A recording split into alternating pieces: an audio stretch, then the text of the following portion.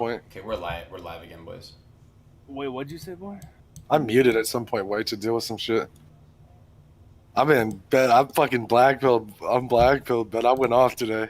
No. Yes, dude. So we're like not talking. She just sent me a Bible, boy. She just sent me the fraud Bible. Ooh. Like literally. Jehovah in the building. Yes, we got a VOD that's fucking good. Okay, I just listened to it. It has to be like 5,000 words. So this VOD, the VOD is the name of this VOD. It's all over. This is what. Get it. Be strong. Be independent. It's gonna be straight drop. Straight drop. Okay, she's Ave 666 Ave. He's saying I don't want my religion and something that is important to me anywhere close to drugs. It would be like putting them into the same ballpark and it's a completely different podcast. One podcast. That's the thing is that this is very fast shifting. I feel like the drug people like had this error that like we were just dismissing them. You know what I'm saying? No, like, the drug people. I don't think they thought that at all. Okay. They were. Yeah, they would have probably left.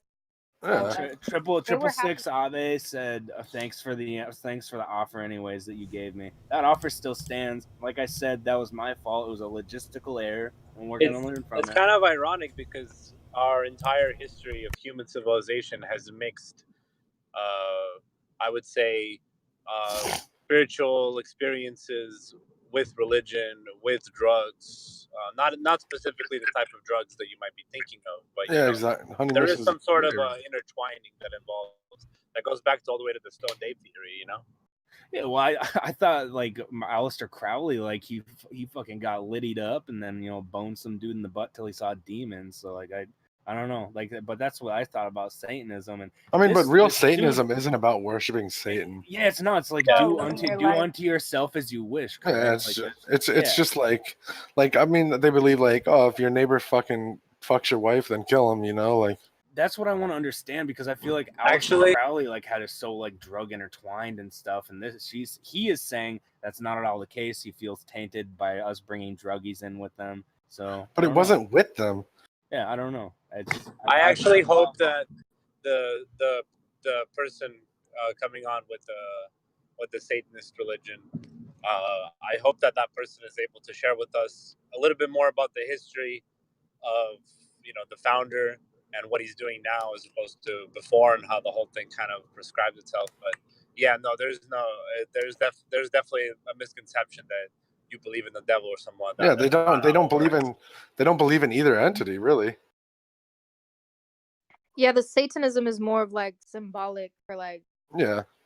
It's more like right? It's like for the idea of being like heaven. Well, we'll let the expert. Yeah, I was gonna say so that's not gonna be today though because he's not coming in. So let's get the. Just say a bunch of misinformation so he has to come on. He had his chance. He understood where I was coming from. He took. Just start misrepresenting him, like so he.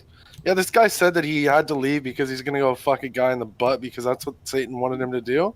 Boy, so he can't come on today. That is good on him. Good on you, misrepresenting him. Yeah, let's get the flat earthers in here, boys. Flat earthers are coming in. Movis, Pan. Yeah. So get everyone that isn't a flat earther out of here. Pantamath is one. No, we gotta give Pantamath a roll though, because he keeps getting kicked out. All right, I'm just gonna move everyone that's not a flatter out. Okay. Do it. Because it's Cartisel a flatter? Hello? Who's Cartisel? Cartisel is just from like our crypto Discord. Yeah, let's move Cartisel out too. Let's just move everybody out just for this interview.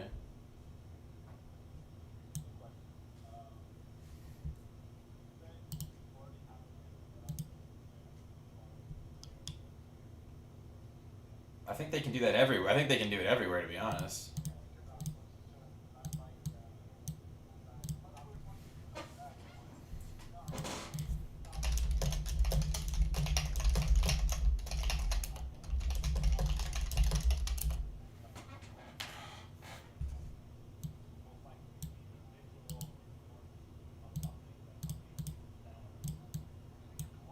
Roll.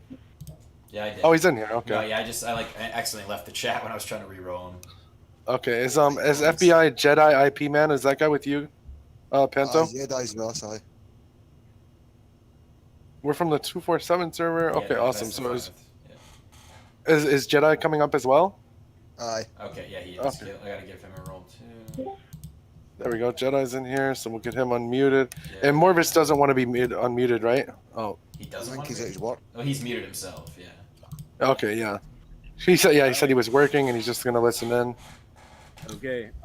Yeah, Jose Meza, he was the one that was coordinating this. Let's get you in here. It's Jedi, are you from the Flat Earth? Yes, buddy. Yes. Okay, Are you awesome. from the flat Earth? Yeah. Oh, wait, technically, we're all from the flat Earth, right? Yeah. Exactly. That'll be right. Yeah, thank you guys. Thank you guys for coming on. We really Oh, appreciate it, and well, thank we're you looking for forward to the inviting. conversation. No problem. Yeah, thank you for inviting us. Of course. Two people I think we're waiting for. One is El Baba Yaga or Jose Meza, and the other one is Effie. Who's the mad philosopher? Is that a flat earther? Or? I believe so. Yeah, he's a flat earther too. Yeah. Okay, so we're getting Bino, right? Does Bino come up or no? Yeah. Why not? Yeah. Okay. So we got Bino. Let's unmute that boy. Yeah, he's unmuted. Get it unmuted on Bino. Yeah, but he's just got his. Muted. Well, he's client side muted. I'm here. Jedi, man, if you could please make sure to speak a little bit slower because your mic is kind of muffled. So I want to make sure that we hear you really well on the podcast. No problem, buddy. That's fine. Thank you. One Are of you from us. are you from the north or south, mate? Is that? We're not trying to be talking about this back. I'm gonna have to mute you, Toke. We're not talking about this dumb bullshit. We're talking about flat Earth, dude. Yeah, no. Just ask me. So do we have everybody? Are we ready to start? I'm from North Flairth. North So, left. What brought all you North guys Flairth. together on North this Flairth. this Flat Earth Discord? Like, how did you guys come about? Like Redditing? Yeah, I'm curious too. I got Well, it from first- my YouTube recommended, man. Yeah, it came up. I never used to pick anything that came up on my recommended. I would never ever pick it, and it came up for weeks and weeks. And then one time I just clicked it, realized they were talking about like heavy duty scientific stuff, and I never realized that Discord was even like software that you could go on. And I was kind of listening for hours before I realized that you could actually get into the conversation. That was about 7 months ago. So Okay, I joined. awesome. Yeah, I guess before that, like that was perfect, Panto. But like, I guess, yeah, to start things off, just go through and introduce yourselves, and I guess how long you've been aware of that the Earth was flat, or believe that the Earth was flat, and then kind of what got you into it. So that was Panto. Yeah, you just did. That was Cool, man. perfect. Cool, man. Well, I'm Pantomath. I've been in the server, our original server, including this one, like about 6 or 7 months. I've known about Flat Earth now coming up for 5 years. I think that's about it. I mean, I've always been into like speaking to people about it, find out where I lived in this reality, and I went along with the heliocentric model all my life. I hung on every word NASA said for decades, literally, and then I decided to just stop going along with everything that I'd been told and go back to what I could verify myself and my natural experience on Earth, which is that we experience it to be flat and stationary. We need to be told we live on a ball flying through space, which the TV helps quite a lot. But apart from that, we do experience Earth to be flat and stationary. That's good enough for you. What makes you believe that? Is Well, hold on. Well, yeah. Bet, allow the others to yeah, introduce you're right. Yeah, themselves. introductions. I apologize. Yeah. Go for it, man. Yeah, perfect, Pantho. It's nice to have you on here, man. We appreciate it. Whoever wants to go next, just go ahead and speak Thanks. up. Thanks for letting us come. Yeah, of course, Well, man. I'll introduce myself. I'm Effie Jedi. I'm from the 24/7 Discord server 2.0. I've been a flat earther for coming up 4 years now. This September, actually. So yeah, next month. So yeah, Wow, I've been a 4 flat earther years. for 4 years. Yeah, man. Yeah, absolutely. How did I get into it? It was just I've always been curious. I've always asked questions. I've always done personal research. Conspiracy theories, some people want to turn in, but it's just personal research into things. So I've always asked questions. I got to a bit of a point. Well, I felt like I'd gone through everything, and I just clicked onto a video. It didn't have Flat Earth in the title. I didn't even realise it was about Flat Earth until about 15, 20 minutes into the video. And then from that video, I just had to start asking questions because the information that I got within the video was definitely something that I had to follow up and ask and look into. And that was 4 years ago. And yeah, here I am, willing to talk to people about the Flat Earth. Awesome. Okay, so really it was just YouTube videos that like fully convinced you and stuff. Like you haven't, there was nothing Well, like in your actual life that really like had you on this beforehand. It had a lot to I do with mean, like it's seeing what awesome. other people had researched. well, primarily it was just research like that. But I went out and done some of the tests and observations myself. I live in the southeast of England, and the coast of France is 24 miles away. There, in my position on the southeast coast, I could see different locations at different times. Looking at that with the Earth curve calculator, when you find out that you are literally seeing things in the distance that predictably should not be able to be seen because we're told that we're low on the ball, then you have to start digging deeper and deeper and deeper. And yeah, within the community and with stuff that I've done myself, I understand you have to be flat and stationary. If I can ask, while we're doing introductions, it sounds like both of you guys have seen some videos that I'm sure you've shown other people. Please feel free to share them with us because I would love to see them myself. And I feel like if you guys, I'm sure that you guys have the permissions to post them in general chat or whatever chat. I obviously would love to take a look. So if you guys have one or two specific videos that like the go-to ones that you say that if somebody asks you like which one would you recommend looking at, I would love to take a look at that one as well. Also, I just pulled up 2 more people who talk about the subject. Jose and, Okay, well, Jose, you're the leader of the server, I believe, right? Like you're the Jedi, you're the we're head. really happy to have you as well, Jedi. Appreciate it, man. And Jose, Yeah, no Jose, problem. you're like the head, right? Like you run the 247 server. I'm not the leader. We're a whole community that we work together. I just happen to be an administrator because I'm pretty decent, like I guess making choices as an administrator maybe. But no, I'm not the leader. Like I see myself in the same position as everyone in here. Okay, awesome, man. And Jose, how long have you been with the flat Earth? I guess I don't want to call it a cause. I guess just movement a idea. movement. I guess yeah, like. So I've been looking into flat Earth since 2015. Would you like to hear kind of how I got into it? Yeah, of course, man. All right, so it was 2014 for me, and I was a big space nerd. I used to watch like Cosmos. I used to watch anything to do with space. Anything that with the word space in there or outer space or planets. I was watching it. So I used to watch all these shows, and I was on YouTube one day, and I seen this video that was made by this guy named what's his name?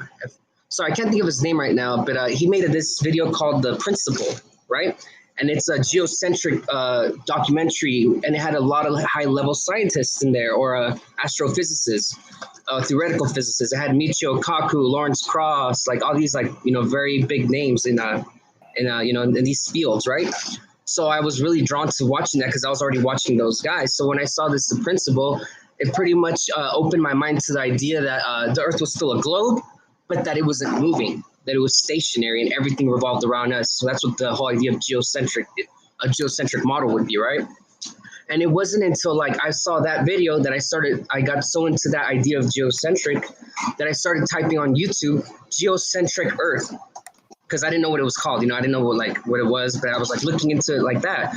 And every time I typed geocentric flat Earth, I would see a flat Earth video pop up, flat Earth geocentric. And I was like, what? Like it's flat then? I was kind of confused because I didn't know geocentric meant like what it meant. I thought it meant like it just wasn't moving, but like I didn't know what the flat Earth was at the time. So I clicked on this video by Eric Dubé, that's my recommendation for anyone. It's a little bit buried because YouTube censors flat Earth now. I'll go and pull it up in a minute for you guys. But this is a video that kind of got me like with my eyes wide open into flat Earth. It's called The History of Flat Earth by Eric Dubé. And that was the first video I saw. After that one led me to another video. And I literally went through like a couple of weeks of just going through these flat Earth videos. And it wasn't long before I was into this for like a month that I saw enough long distance observations that just sold me. There was things that were being seen that should not be able to be seen on a globe, and the only explanation that there was for the globe Earth is that it was like some type of mirage. And I've seen mirages, I know what mirages look like, and I'm like, that's not a mirage, that's actually there. Now I can agree that there's a thing called refraction that makes the image be a little bit distorted. The claim for that image to be loomed up, to be observed on like your field of view, right? It just doesn't make sense to me. And that was my first, my first steps to flat Earth. And now we're a little bit more advanced. There's a lot better proofs, which we'll get into in a little bit later. But yeah, that's my whole little story of flat Earth and how I got into it. I mean, awesome. We'd love to have you here, Jose. Yeah, and so I'm glad you guys great. are serious too. It's nice to be able to know that. Like, I was worried that we were just going to get a bunch of trolls who were going to come in here and just say some stupid bullshit. So it's nice to know that you're like, you're actually like you're a reasonable human being, and you're actually being. Like someone in the chat is like, this guy sounds legit. Like you actually, it's nice to know that we're not just like getting. We had a guy come in recently who was like pretending to be an incel, and he just like went off on Kayla, and it was just he was trolling. So we thought, I like you actually have the as well to back it up. Like you were in space and like into researching scientists already, so that's actually really cool to know. Yeah.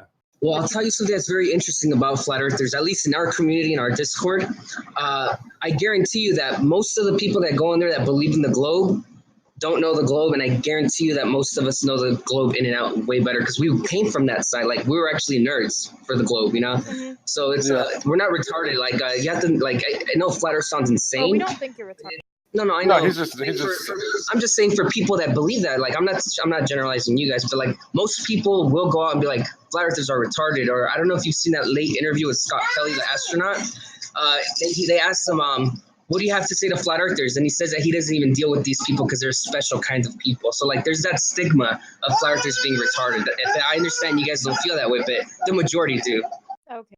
See, I didn't know if I thought you guys were necessarily retarded or anything, but I thought like maybe it's a LARP. Like there's no way because it just sounds so bizarre and out there that it was a LARP, you know? Yeah, we get that a lot, buddy. We get that a lot. Yeah, I was gonna say. Yeah, quite a lot. I mean, the guys that you got here at the moment from the 24 Discord server, we speak to people all the time. Quite a lot of those people will come in, and their main aim is to troll and ridicule. Because it's the flat Earth, right? We're absolutely retarded and backwards, of course. So Especially, we get it. We do understand that. Have you guys seen like a rise in people joining and stuff since I guess flat Earth is? You guys said that some of you guys have been involved for over 4 years, so I'm guessing. I mean, it's just now becoming like this mainstream, like kind of. I don't want to call it a meme, you know, but that's what the mainstream media and Reddits and things like that are spinning it to be. And so have you guys seen a lot of like an influx of joins since then? Yeah, I mean, again, just going back to the server, we have so many people joining on an hourly basis. We've just started a new one, the 2.0 from the 24/7 Flat Earth. But ultimately, yeah, we see it growing on a daily basis because we're live streaming as well. We have a lot of people brought in, and there's a lot of other Flat Earth content providers out there on YouTube and Facebook and Twitter and all of these places where you can see that the movement, whatever you want to call it, is definitely growing. Yeah, just to put that in. Sorry, go ahead. No, you go ahead. I was just going to say, just to put that in context, as Jedi just mentioned, we've got this new server. I think we started it last Friday, was it? Was it a week ago? Yeah, over the weekend. And there's more than 1,000 members already, so it's, wow. How many servers can get 1,000 members in a week? I think that's crazy, man. I think it's almost the Trump effect, right? Or the Streisand effect, where for every one person that comes into Ridicule, you have one person that comes in that says, "Oh, I'm actually interested. I'm glad I found out about this." So it's kind of like a growing effect. Yeah, and we've had loads of people. Sorry, go ahead, John. No, I just want to ask: is the goal of the server to educate, or is it more so just to have a discussion with people that are already believing, or are you like actively trying to I don't want to say convince, but I guess educate people and try to bring them in? A little bit of both, really. I think our position is this. Like, this is the position of the server. What most of us say, when someone comes in, we're not here to convince you. We're here to present information that we came across. It is really up to you to research the information we're presenting and come to your own conclusion.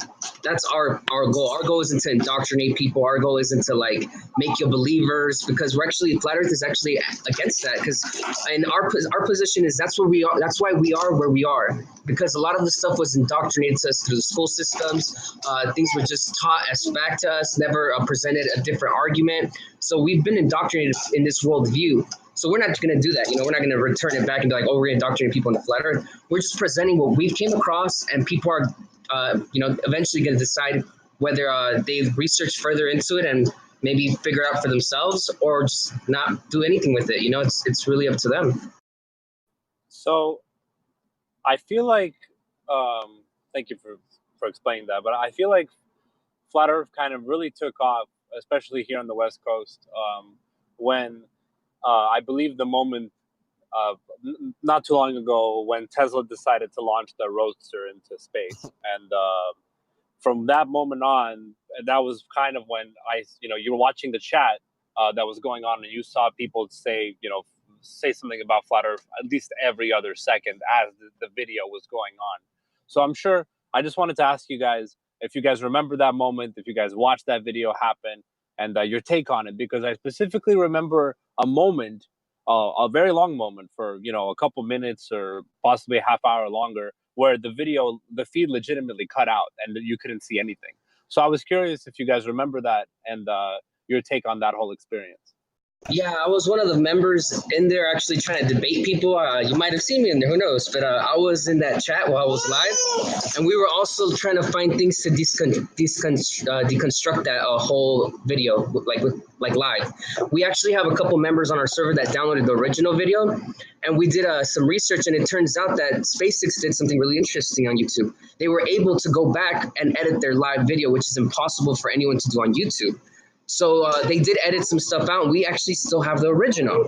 We downloaded it like as it was published within a couple of minutes, and then like the next day later, they actually went back, kept their views, kept everything, but they re-edited a couple parts of it. I think they took like 7 seconds off of it, which is really interesting because what kind of pull would SpaceX have to have with YouTube to be above every other YouTuber, and they can do something that no other YouTube can do? It's something to question.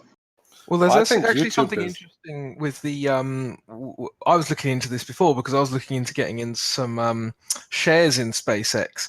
Do you know the only way you can get shares in SpaceX? Does anyone go know? on. No, You no have to clue. buy shares in Alphabet. Now, who does Alphabet own? No clue. Alphabet owns Google. Oh, Who okay. owns YouTube? Google. Oh, okay. So they're not independent at all. The only way you can buy shares in SpaceX is through buying shares in Alphabet.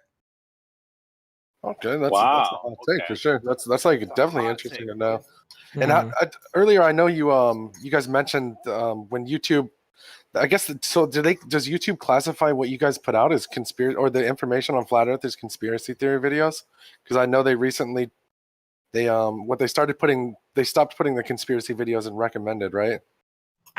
Yeah, a good couple of months ago, I say a good couple of months, the end of last year, Google, YouTube announced that they were going to be, putting a restriction on the amount of fake news. Some of the things that were mentioned were things like vaccines, flat Earth, and a couple of other things. Just throwing all of these things in together because that's bad, right? Ultimately, now what will happen is when you search on YouTube and you put the phrase flat Earth, what will happen is basically what happened for the first 4, 5, 6 pages is you'll just get ridiculous flat Earth claims or debunk videos. 5 reasons to debunk flat Earth and this, that, and the other. Not content that's really provided by true flat Earthers, I would say. Yeah. So you'll come across that basic clickbait. It's kind of reassuring to see reams and reams of pages and recommendations, showing that the flat Earth can be debunked in, one proof or this, that, and the other.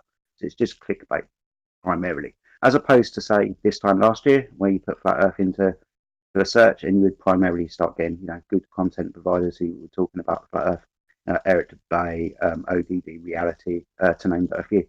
But yeah, there is definitely something going on with the algorithms and the search engine. There's also been, as the movement's been going and growing stronger, there's obviously been, media straw men built up.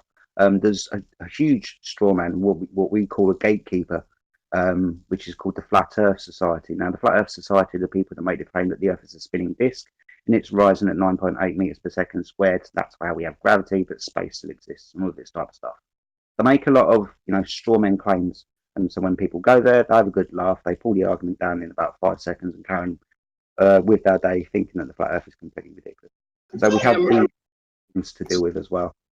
Sorry to interrupt real quick, but I have a quick favor to ask of you. Do you mind posting your YouTube or Twitch channel? We have a lot of people on our server that want to watch your Twitch, Okay, I'll just put it in the general chat. It's twitch.tv/neet_life. And to touch on that censorship, like that is extremely deadly or dangerous to any cause, really.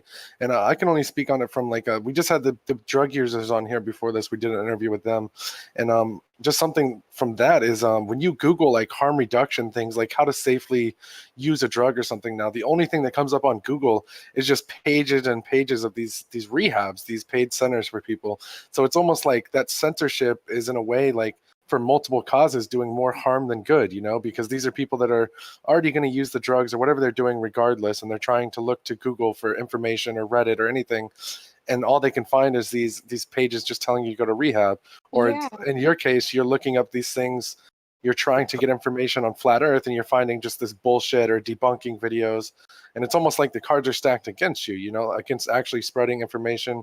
Even I think censorship of any kind, especially that, is extremely dangerous.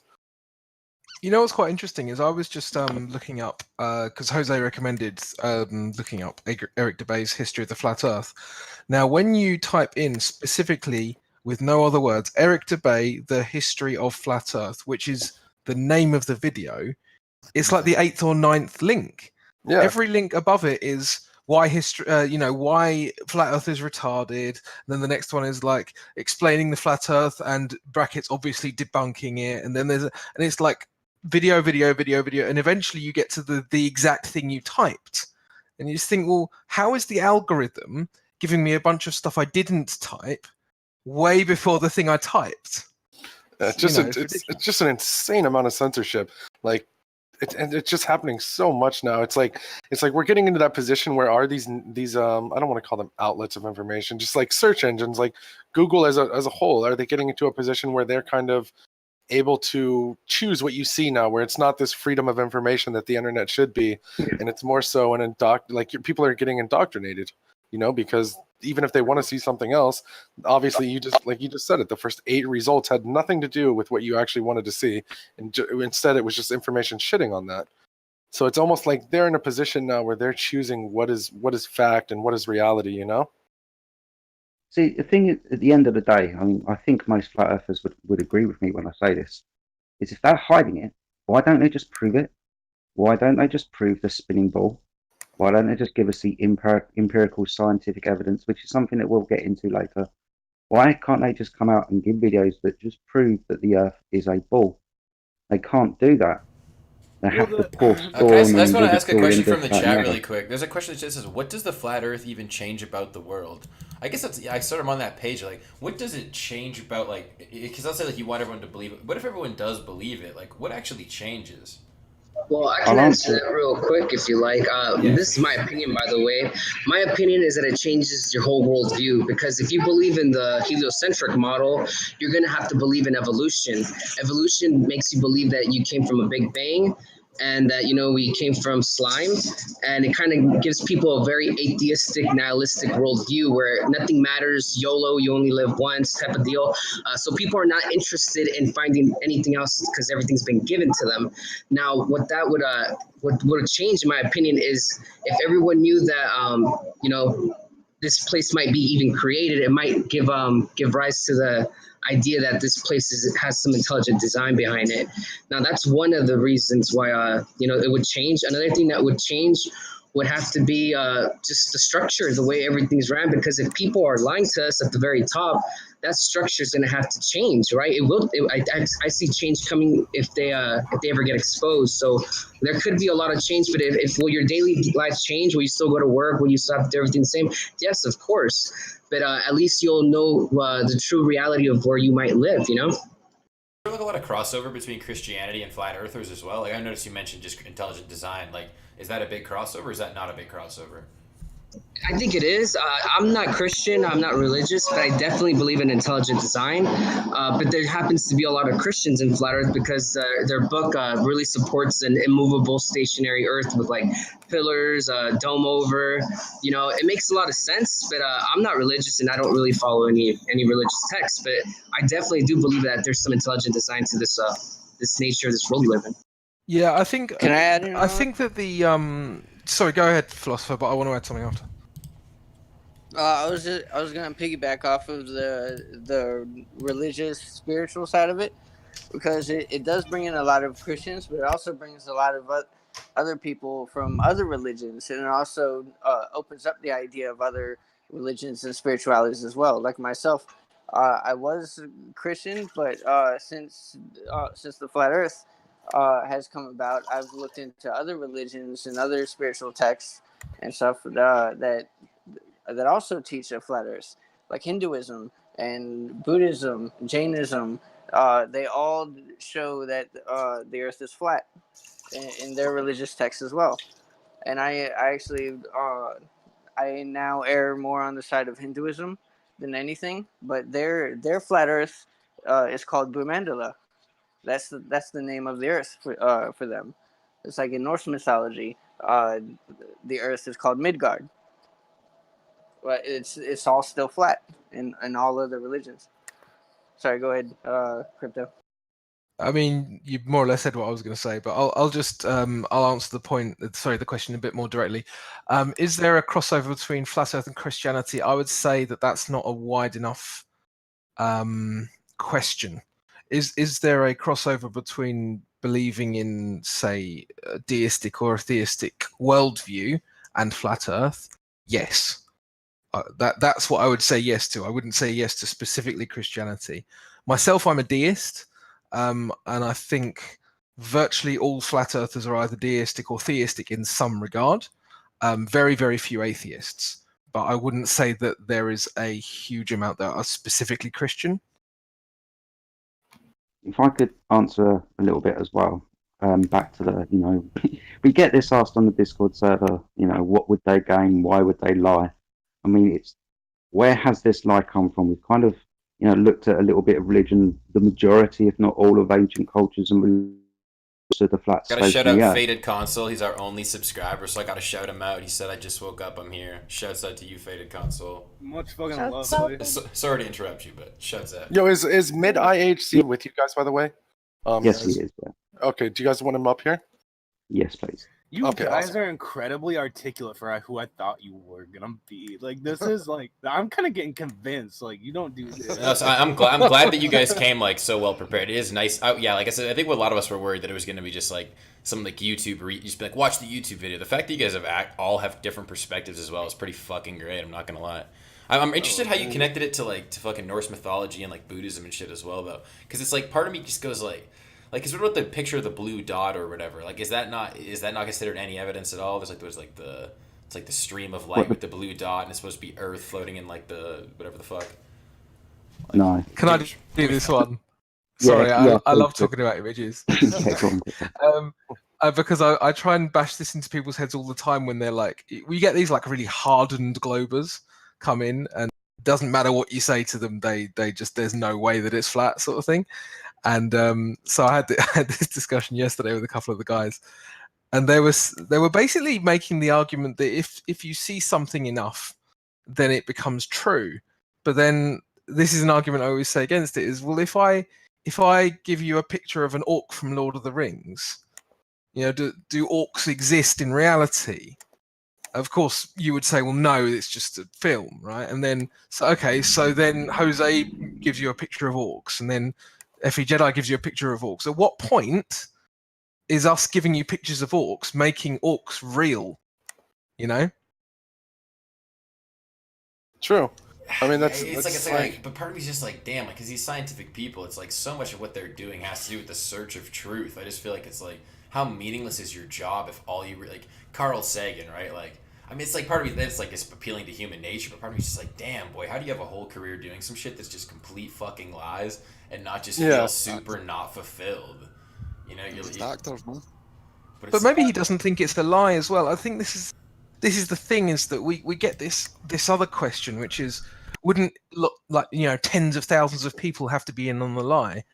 No, I think the vast majority. I mean, you guys believe that you live on a globe, and maybe some of you have never even really thought about it. You just thought, well, that's what I was taught, so it's probably true, whatever. And you even see that attitude manifesting in some of the questions, where like, how does it affect me? So it's an extension of that attitude of, yeah, it's probably a globe, who cares, whatever. So maybe Carl Sagan believed it, who knows? But he is just a presenter of a TV show at the end of the day. I don't know what qualifications he's got, but someone like Bill Nye, he's an engineer. Like, what would he really know? Has he ever been to space to check out what it looks like? No, he's just an engineer. So how would he have any special knowledge that anyone here doesn't have? What about there's this clip that I'm sure you guys are aware of. It's from the Flat Earther convention, I think, and where the guy misproves his own theory, right? Where he sets up the lights, and I'm sure that's like a video that gets brought up a lot in your Discord. Maybe it's Yeah, I think you're talking about the one where the guy shines a light and he goes, interesting. Is that the one? Yeah, that's actually I know those people, and Is here's that how it parody went. or- It's not so much a parody. It was just the people that did the video, the producer, literally cuts and pastes things how he wants it and skews it to make it look like a certain way for the viewers, right? Now here's the thing, the story behind that is he didn't disprove anything. What happened was he was supposed to go do a laser test, and he had these 3 big old, type of wood things with holes in it, right? And the point was to get them with enough space and distance, so like if the earth was curved, there's no way the light should be able to shine through all 3 holes, right? Now he had a laser with this, but what happened was right before the test, he actually melted the collimator on the laser, which made the laser, invalid to be used. So he used a flashlight. Now, if you're familiar with how light works and flashlights and beam divergence and all that, you'll know that a flashlight's beam divergence and its potensity of the light will diffuse, and it was actually not strong enough to make it through any of the holes. So what happened was when he raised it up, they were able to see it, but when he brought it down, the light wasn't able to pass through all 3 holes. Now, they took that as in he debunked himself, but in reality, it was an inconclusive test. And the producer knew this, but they painted it in a way where it's like he debunked himself. I just know that I just brought that up because that's one of the videos that like everyone uses to like, oh, look at this guy, he's shit on himself, basically, like he disproved his own theory. Yeah, and it's the same with the gyroscope in that same video. I don't know if you saw the whole thing. There's a man in there that claimed that something about 15 degrees per hour, and then they got a quote where it's like, oh yeah, we measured 15 degrees per hour. That's a problem because we know that like the globe Earth model is supposed to, have axial rotation, and it's supposed to be the sun's supposed to move about 15 So I got to interrupt really quick. Faded Console just gifted 5 tier 1 subs to the people in the audience. Damn, this boy based as hell, boy. I swear to God, boy. Yo, I'm gonna suck your wiener. Oh, you got my premium snap now, I will Faded too. Console. I will Sorry to too. interrupt, but you got my premium that. snap, boy. Premium snap for this boy. I mean, I probably won't, but do you you mind guys me feel free. interjecting quickly, Crypto, Jose, and you guys? One quick question: did you guys touch on what Mother Hubbard was? I was on a call just now, unfortunately. What does Mother Hubbard have to do with? Because someone asked me to throw that on the flat earthers. I don't even know what that is. Oh no, Yeah, just ignore that. That's just me I'm just a bit weird sometimes. Now, when you said Hubbard, were you referencing the Scientologist? No, Ron Hubbard. No, I was just saying Mother Hubbard because I didn't want to swear. So it's just like someone get me a roll, and I thought I'll swear, and then I thought, well, you guys are flattered for Mother Hubbards now, I guess. Yeah, that's what it was. Yeah, it's nothing to do with Ron Hubbard. Sorry. Okay, but back to what Jose was saying. Yeah, Jose. So the gyro video. Yeah, the gyro. So like the man made said something about 15 degrees per hour, and they took that in context that he had the gyro in his hand. Like they made it seem like this man literally proved the 15 degrees per hour, shift of the Earth's rotation with this gyro. Now we know this person too. This is from our Flat Earth community. What happened was this other man. It wasn't never in Bob's hand. That's the guy's name, Bob Nodell. It was never in his hands. He commented on something and misquoted it, misspoke. Now, what really happened is the owner of that gyro actually recorded about 7.5 degrees per hour, which would mean that the Earth is spinning twice as slow. Because it's 7.5 plus 7.5 is 15 degrees. So that means the measurement they got was actually half the speed. So there is some movement, but now there's a big debate whether it's an ether. I don't know if you're aware of that. Back in the days, they used to believe in this kind of like movement of the ether, and that's another possibility that'd be causing that. But to be honest, no gyroscope test is really any scientific test, because if you're familiar with the scientific method, you need to be able to manipulate the cause to know, if to have that cause and effect relationship. Now, tests don't do that. All they do is infer data, and then you correlate the data to what you want it to be, right? It's not really. I gotta cut in again. This boy's gifting more subs. Faded Console throwing Sludgy a sub. This boy is balling out so hard in our channel right now. Thank you so much, homie. Sorry to interrupt, man. I gotta shut him out though. Yeah, this is a real one. This is a real one in the chat. He the VIP. Oh goddamn. So with the gyro, he had him chain It's so basically all of it has been like a slop operation. Like anytime you guys have got involved with anything, it's something has been taken out of context and spun away that's made to actually shit on your cause. That's what they tend to do, just twisting the truth. Like when you get some real facts in that bitch, it's like, okay, but yeah. Yeah, interesting enough, like anyone that's familiar with like the topic of like how gyroscopes work and all that, they will know that that video is complete garbage. But for an average viewer that isn't familiar with how gyroscope works or how like what 15 degrees per hour is to them, that's going to be like, wow, they debunked flat Earth, you know. But it's the real people that actually are familiar with these instruments and how they work that can be like that's bullshit, because no one's ever proved motion on the Earth. No one. There was a bunch of experiments in the late 1800s to try to prove that. I don't know if you've ever heard of the Michelson-Morley experiment. It's literally an interferometer where like they try to find a phase shift of light dependent on the movement of the Earth, and they actually didn't find any. But what they did prove was the ether. But now then there was this big problem, because if the ether existed, then it proved that the Earth wasn't moving. So in the scientific community in the late 1800s, 1900s, they went with the path with, well, the Earth has to be moving, so the ether must not exist. You know, so that's the position of mainstream science that they've taken. Now we have this theory called the general theory of relativity, you know, and special relativity, which is what the mainstream science now, you know, it evolved from like those tests, all these theories, you know. Yeah, I just thought I wanted to add on to that just to make it crystal clear. This is what the theory was there to do, was to discard the ether. It doesn't just ignore it or hope it goes away. It philosophically discards the ether, which it has no proof. You know, it has no proof. That the test found the ether, and they went, "Nah, we'll just discard it. We'll just come up with a framework that doesn't include it." So it's literally ignoring the elephant in the room. So wouldn't this all get squashed if we could just fund a big ass spaceship to go up and be like, pop screenshot, got your ass? Like, Isn't there a guy How that hard does do you that tried to do that? Like, Some dude in the chat I'm said sure that some sounds shit so about ignorant that. of me, but like Faded that sounds. console trying to fund a spaceship. Well, yeah, there's a guy named Mad Mike. I'm sure that's the guy you're talking about. The that one that guy's a launched, troll, right? yeah, he launched stuff in a rocket and it went up to like 18,000 feet, which is not even higher than a plane. Yeah. No, but I just mean like actually, like, you know, Kyrie Irving's a flat earther. Be like, yo, bro, like I know Yes, SpaceX bro. is eventually gonna do like a commercial space flight. I just be like, bro, like put up the money and just prove this shit once and for Well, all. the problem is just to get into past a certain altitude, you need permission. That's the problem. See, like all these ideas of like funding something, like it could all be stopped because we need to essentially ask for permission just to go to a certain altitude.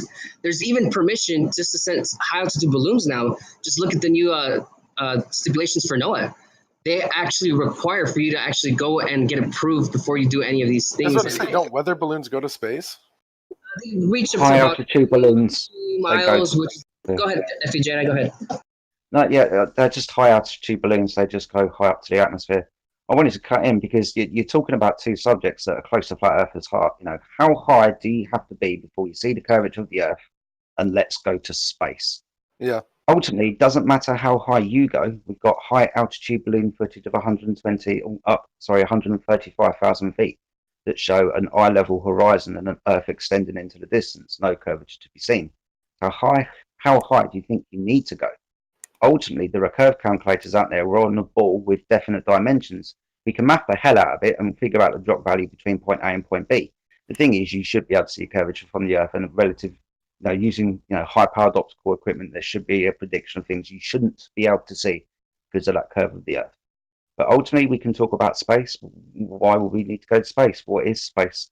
It's this controlled place, right? It's a place where there's other planets and the moon being a rock and the sun being some kind of nuclear furnace and That's blah, what blah, blah. I do have a question about that. What do you guys feel about other planets? Do they just not exist, or are they just in the sky?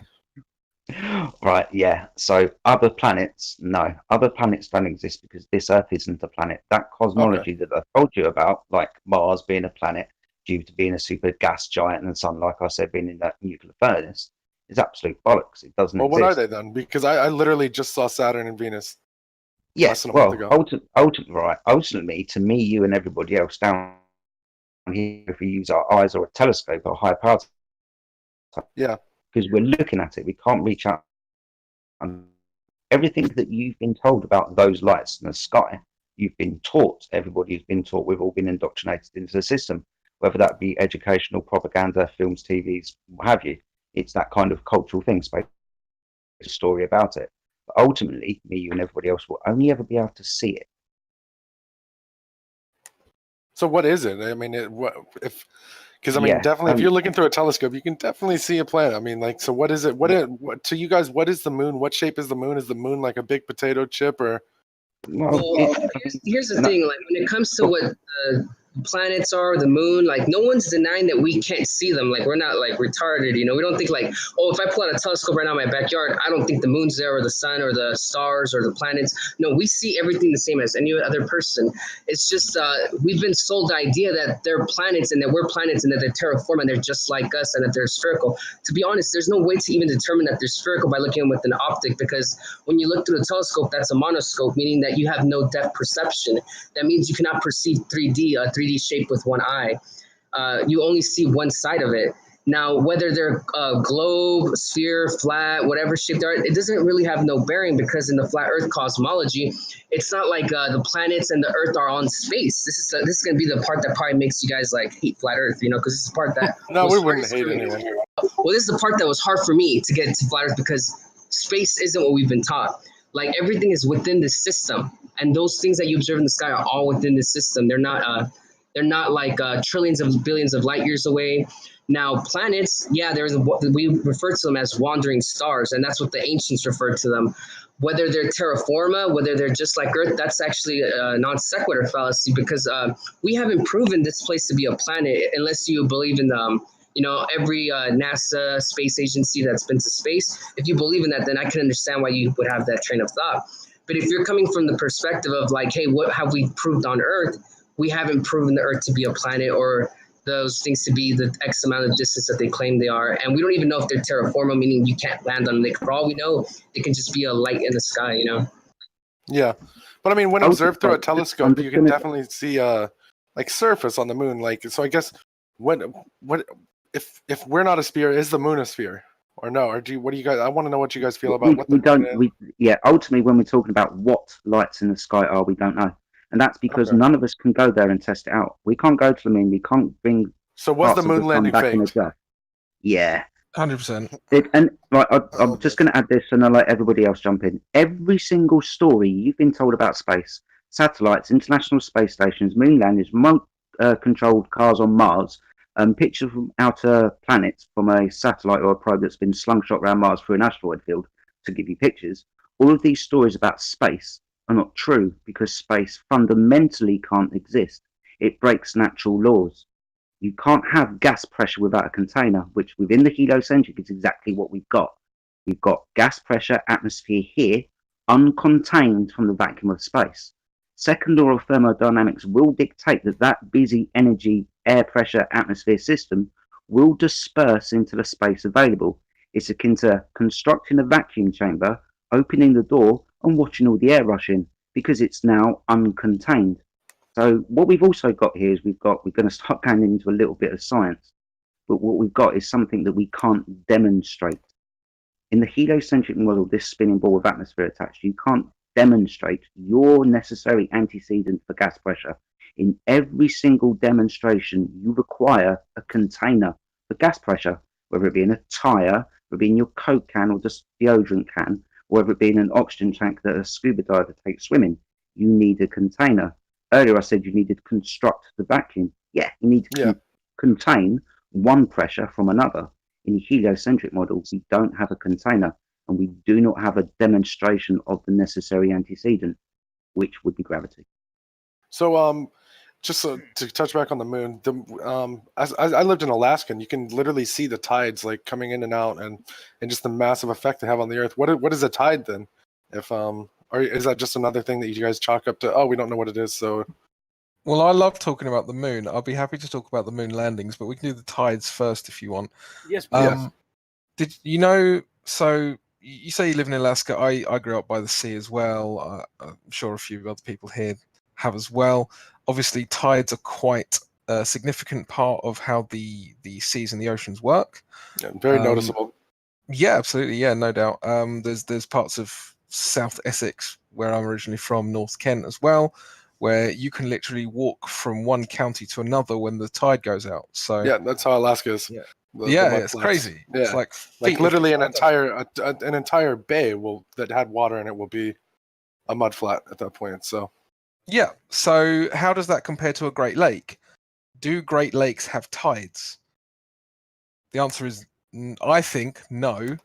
When you look this up on Google, it'll say they have like an inch of tide. Yeah, they. I think it Two because I also spend a lot of time in Michigan, and I do believe that the Great Lakes can be seen having tides there.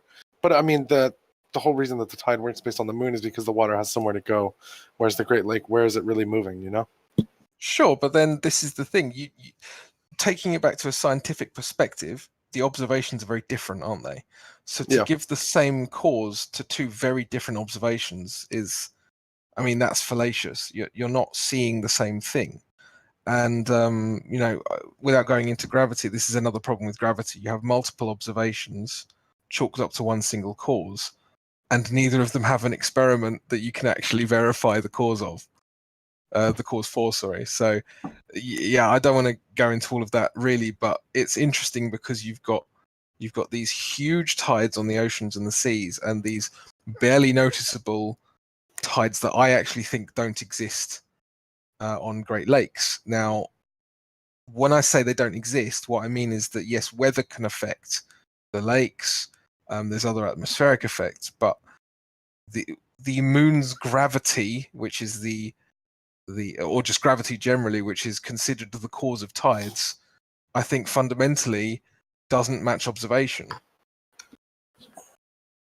All right, but so you, I can understand what you're saying. So, but what is the tide or anything like that? Like, so that's something like when I present you with the moon or the other planets, you can say, oh well, we can't touch them, we can't see them. There's no physical evidence, and I can accept that as an answer. But with the tide, that you guys just simply have no answer for that. Then and there's behind tide is physical evidence. Like the tide is clear. That's what I mean. Yeah, of 2 no, points that's in the clear, day physical, and measurable exactly. evidence. Yeah, but was it what is it evidence of? Was evidence of something gravitationally moving the water levels, because it's not that there's an No. increase in water, because we can't agree that matter is being created. There's only a set amount of water within the ocean, so it would have to be gravity moving it, because gravity is a set. Unless someone's we know how pulling a water plug at the behaves bottom. physically, right? Like the way water fits into well, its that's container. a rotation, though. Like, how do we know for sure it's a mass like pulling it?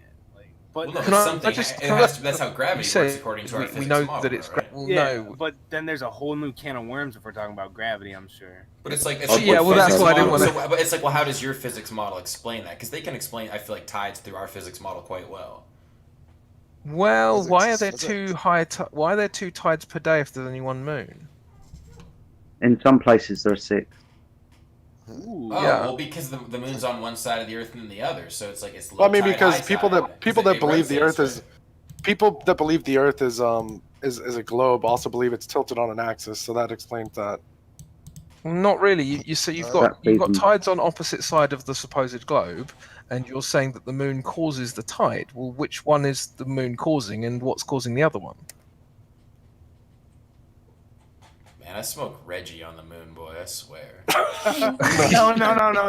See, that's the thing is that's the things that we don't know, and that's why we like to have you guys on here to like. Yeah. But I mean, but your only evidence is. I do have to keep it real with you. Like there is like an effect of what they say gravity from another mass to the pulled liquids that pulled stuff. You know, if you'd let me finish. The thing is that's why like on these full moons and stuff that the people with like bipolar tendencies, it's fucking with the fluids in their body, and like it's like shifting different things, and they fucking flip out. So like that's a big thing behind it too. But then I don't think any. Sorry, I've got to think. No, Bet's bipolar, by the way, so he's speaking from experience. That's fine. That's fine. I don't think any flat Earth would deny that the moon has some kind of effect on the Earth. We just, it's just a lot of correlation. But how would it have that effect? If everything is just in like sitting in the sky, so if it has an effect, is the moon just like this object that just like fucking spins around our disk? What is the moon? We live in a very electrodynamic environment. Yeah, we've got compasses they seem to point north. We seem to have energy ley lines. All of these type of electrodynamic phenomena. Lightning, for example, electrodynamic potential rising every meter. These types of things. So we obviously live within this electrodynamic environment. Maybe these lights in the sky, they impart energy differently. And I'm talking about the sun and the moon, the lights in the sky, which appear the same kind of size, even though one of them is supposedly 400 times further away and 400 times bigger. But ultimately they could, as they appear to be the same size. They also appear to be different. No one's denying that there may be some kind of connection or correlation between the energy output of the sun and the moon, which is related to the tides. I mean, we're talking about predominantly, as Crypto was pointing out, the salty seas, not the lakes, not the clear waters, the salty seas. And we should understand what happens to electrodynamics in salty solution, for example. So there could be an electrodynamic energy system at play. We obviously live within a very complicated environment. We've got seasonal cycles, we've got day cycles, we've got constellations. We've obviously got energy being inputted into the system primarily by the sun and the moon. So maybe this is the cause of tides. It doesn't have to be gravity, mass attracting mass. You can talk about gravity if you want to. I'll just quickly say this, just so we're all on the same page. Gravity, mass attracting mass was superseded in 1915 in favour of Einstein's general relativity. Now, the guy who abandoned the ether, they also abandoned this gravity because it didn't fit their model, this mass attracting mass, this magic at a distance. Now, the scientific rhetoric is the bending and warping of space-time. This is based on a presupposition. Both of these gravitational ideas are based upon a presupposition. Mass attracting mass, working on the presupposition that the Earth is already a ball, already existing in space, and gravity is the course why we're standing on the floor. Even got people standing antipodal to us in Australia. The general relativity is starting on the presupposition that the Earth is already a ball and we're in space, and this ball of mass is sitting and bending and warping the fabric of space-time, which is how we observe gravity. Both of these ideas have not got any scientific evidence or experiment to prove them. They're theories. Yes, they are theories. Yeah, but no scientific proof. Can we go slightly into the moon landings? Because I feel Yeah, like yeah, definitely. That was a hot take, boy. When I asked about the moon, so I definitely, that's like base level conspiracy theory, or what people would call base level conspiracy. That's like that's where you start, right? That's the first. Do you guys have a pill? Do you have like the flat pill? Yeah, we should. Yeah. It's just like really flat. It's like let's get flat pilled, boy. It's like a nanometer thick, but it's really like long. The flat pill, like a tablet. It's a flow. Yeah. Flow. You just have to take one a day. Like all the other like incels had the black pill. You guys got the fucking the Zan pill, dude. Yeah. Red I pill. mean, it red is a pill, red. blue It is a red pill. I just wanted to like a lot of people say flat Earth is the ultimate red pill. So you kind of got to work your way up from the moon landing. You know, you get into yeah. So you guys are like top tier red pill. Okay, the flat pill, boy. Hit me with it, Ronald. The flow of. I'm trying to find the lunar module because my god, it looks absolutely horrendous, and I'm honestly so.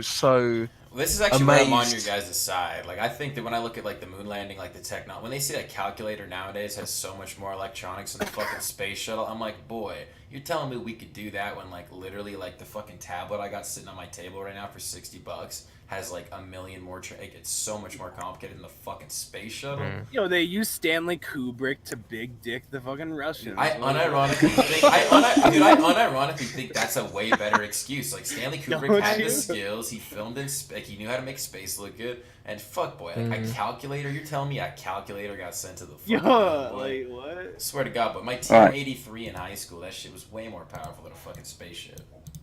But yeah, I mean, you are right. You are right. But there's so many more problems. Like, yeah, Bino's just posted it. But there's one that's I'm trying to find it at the moment. It's an amazing picture where you can literally see the grey is cut. There it is. Thank you very much, Bino. Look at that shit, right? That grey is clearly cardboard. Clearly cardboard, right? If you look at the rods, that's a space peanut. They're obviously curtain rods that they bought at, I don't know, do you have Target or whatever in America? That's not high-tech space equipment that's going to bloody moon, is it? Look at the gold foil. I can buy gold foil in my local shop. Yeah, a lot of that stuff. This stuff isn't. It just looks like a 10-year-old science project. That's not going to the moon. And anyone who looks at that and goes, "Yeah, that's legit," there's something wrong with you. Hold on, is this a picture of it on the moon here? I'm guessing. Yeah, this is this first one that Bino showed you. Like they're trying to pass that off as this is us taking a picture of the moon, like us on the moon. It's fucking ridiculous. Yeah, no, I definitely agree. So, like that shit, I just like when you actually look into, you're like, excuse me. I mean, like now, but then again, it's like part of me. I do think we could go to space now. So it's like, I guess that's definitely the difference. He Well, let said me the ask you a thickness of the question then. walls of that What were about that Red the Bull jump thickness where of the 3 dude like sheets went of to foil. space and he parachuted? Like he did the world's biggest space Yeah, jump. the red. Like that does- didn't Right, he see around Earth? that Red Bull jump. Just quickly, that Red Bull jump. All you got to do is ask Neil deGrasse Tyson, and he will turn around and said, and he did it on TV, that you shouldn't be able to see the curvature of the Earth from Felix Baumgartner's jump. That shit is flat. Oh, okay. If you see, if you scroll back a bit, I posted that when we spoke about the grass a minute ago, 5-10 minutes ago. So if you scroll back, it is back there. Like. Oh, and that Yeah, picture, yeah, that I saw picture's that. from that jump. Well, MIDI HC has actually done a hot flat Earth rap remix. If you check that out as well. Ooh. Quick Yeah, question. maybe I should become a flat Earth rapper, boy. I got Question. some. 16 minutes I ago, wanna- so I 28 want to past. know what this picture is here with this guy looking at a spaceship and see a wall. Who is that? Is that picture edited? Like, can I get some detail on that? Bino? What picture? I think that's If you scroll up a little bit in general, it's right before the Red Bull jump gif. It's like a guy looking at a spaceship. in Isn't that black and Stanley white. Kubrick? I don't think so. I no. don't think that's Stanley Kubrick. That's some that looks edited, boy. That's the guy that what I was cooked gonna my say. wife. I didn't know what that was. It looked realistic at all. Oh, no, so it's not what's the Kubrick, is it? background? It was the moon landing a cuck story. Yes, bro. Yes. Yes. The moon landing was the final nail in the coffin. As long as they got everybody to believe that space existed and we were on a ball. Yeah. This lie about the Earth being, a ball hasn't really Damn, been well, I going think on I'm that get- long. We got some I think I'm getting flat pilled. We got some background. Warren Von Braun. Yo, Later. Kayla, your mic actually sounds like you Yeah, are yeah. sucking a fart out of a bendy straw. Holy Hold on, shit! I'll be right No, it's So, just bad connection. did That's we- Von Braun. Yeah, of course. Did you guys already get a chance to talk about the sun? Because I'm really curious about What your the sun perspective is? on the sun and what is revolving around what in that scenario. Okay, well, the sun, like the moon, is revolving around and above the flat Earth. Yes. Now, the sun seems to revolve. It is smaller and local than what we've been told. So I don't know the size and I don't know the distance. But it appears to circle between the Tropic of Cancer and the Tropic of Capricorn throughout the year. This is how we get our seasonal cycles. So when it's circling the Tropic of Cancer in the north, it's obviously summer in the north because that's where the sun is closest to, and it's winter in the south. 6 months later, when the sun's across the equator and gone down to the Tropic of Capricorn, it's summer in the south and winter in the north. So obviously how we get our day and night cycles, because, it's quite easy to understand moving a light is going to only shine a light on a certain portion of the surface you're shining it on. So the sun is moving, it only shines its light on the portion of the surface it's able to shine its light upon at any one time. So it goes around in a circle throughout the day and throughout the year constantly. And this is how we get our day and night and seasonal cycles. What it is, I don't know. Again, it's another light in the sky. It's intangible to us. We can't physically go there. We've been told a story about what it is. There's a little bit of pseudoscience to back that up. But ultimately, again, we don't know the size and we don't know the distance. But quite hard to understand the sun. You can just observe what it does. Okay, so going into that, the next question that I had, speaking of that, you kind of touched over it, is that there is really no climate change that much on the equator as opposed to the poles, if from a globe perspective. Yeah. So, obviously Antarctica, Arctic Circle, the cold side, and then you have tropical in the middle of what is considered a circular globe Earth. So in your case, how would you explain that climate difference between these locations? Really simple. So you've got a central north where a compass is pointing, where Polaris is above. Obviously, Polaris is a star in the sky that never moves. So we've got this northern point, which is the Arctic Circle. Now, as I said earlier, the sun only goes as far north as the Tropic of Cancer. That's as far inwards as it goes. So obviously, it doesn't get as close to the Arctic Circle. So it keeps circling in and out between the two tropics.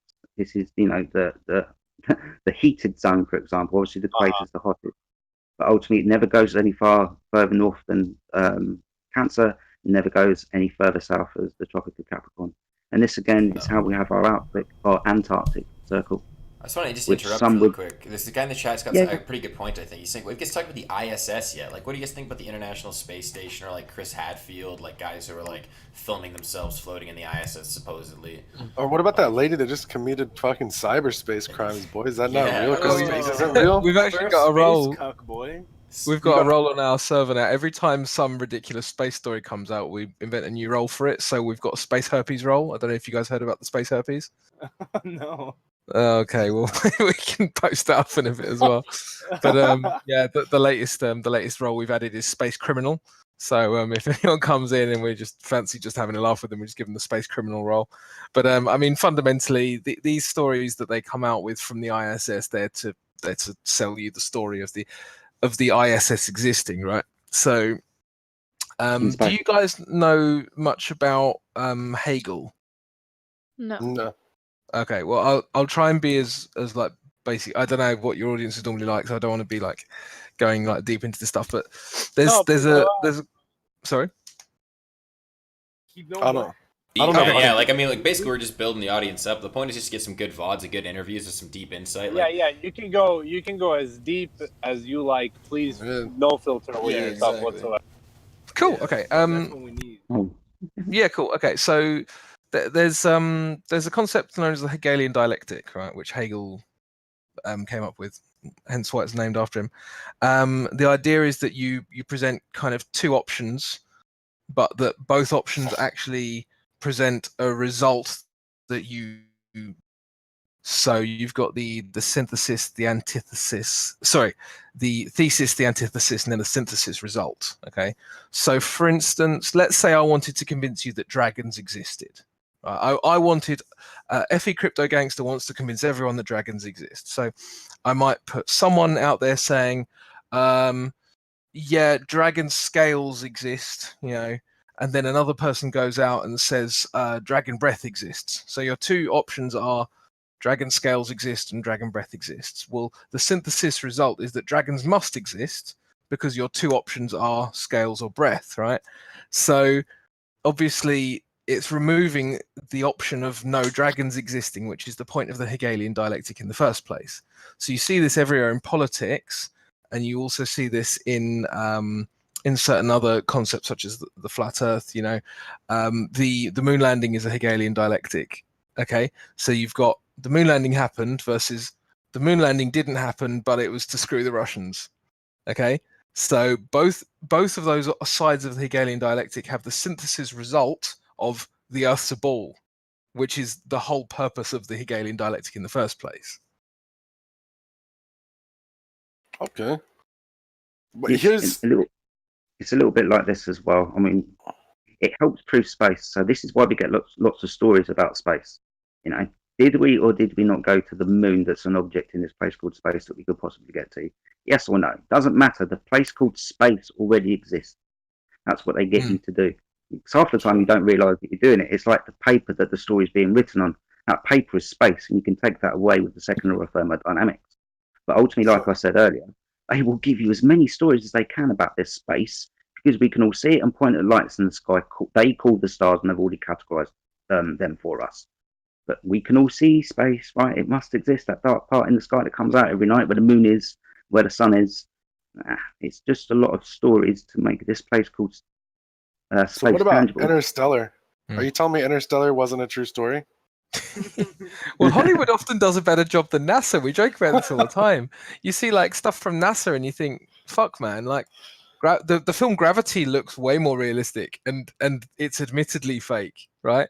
Yeah. Who would believe that the film Gravity actually happened? No one. But it looks more real than what NASA produces.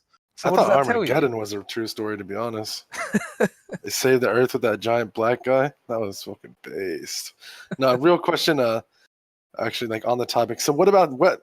I'm sure this is you guys are probably pretty used to answering this one. What is the edge of the Earth, boy? Is it an ice wall or what? Oh, it's a sweet rave party.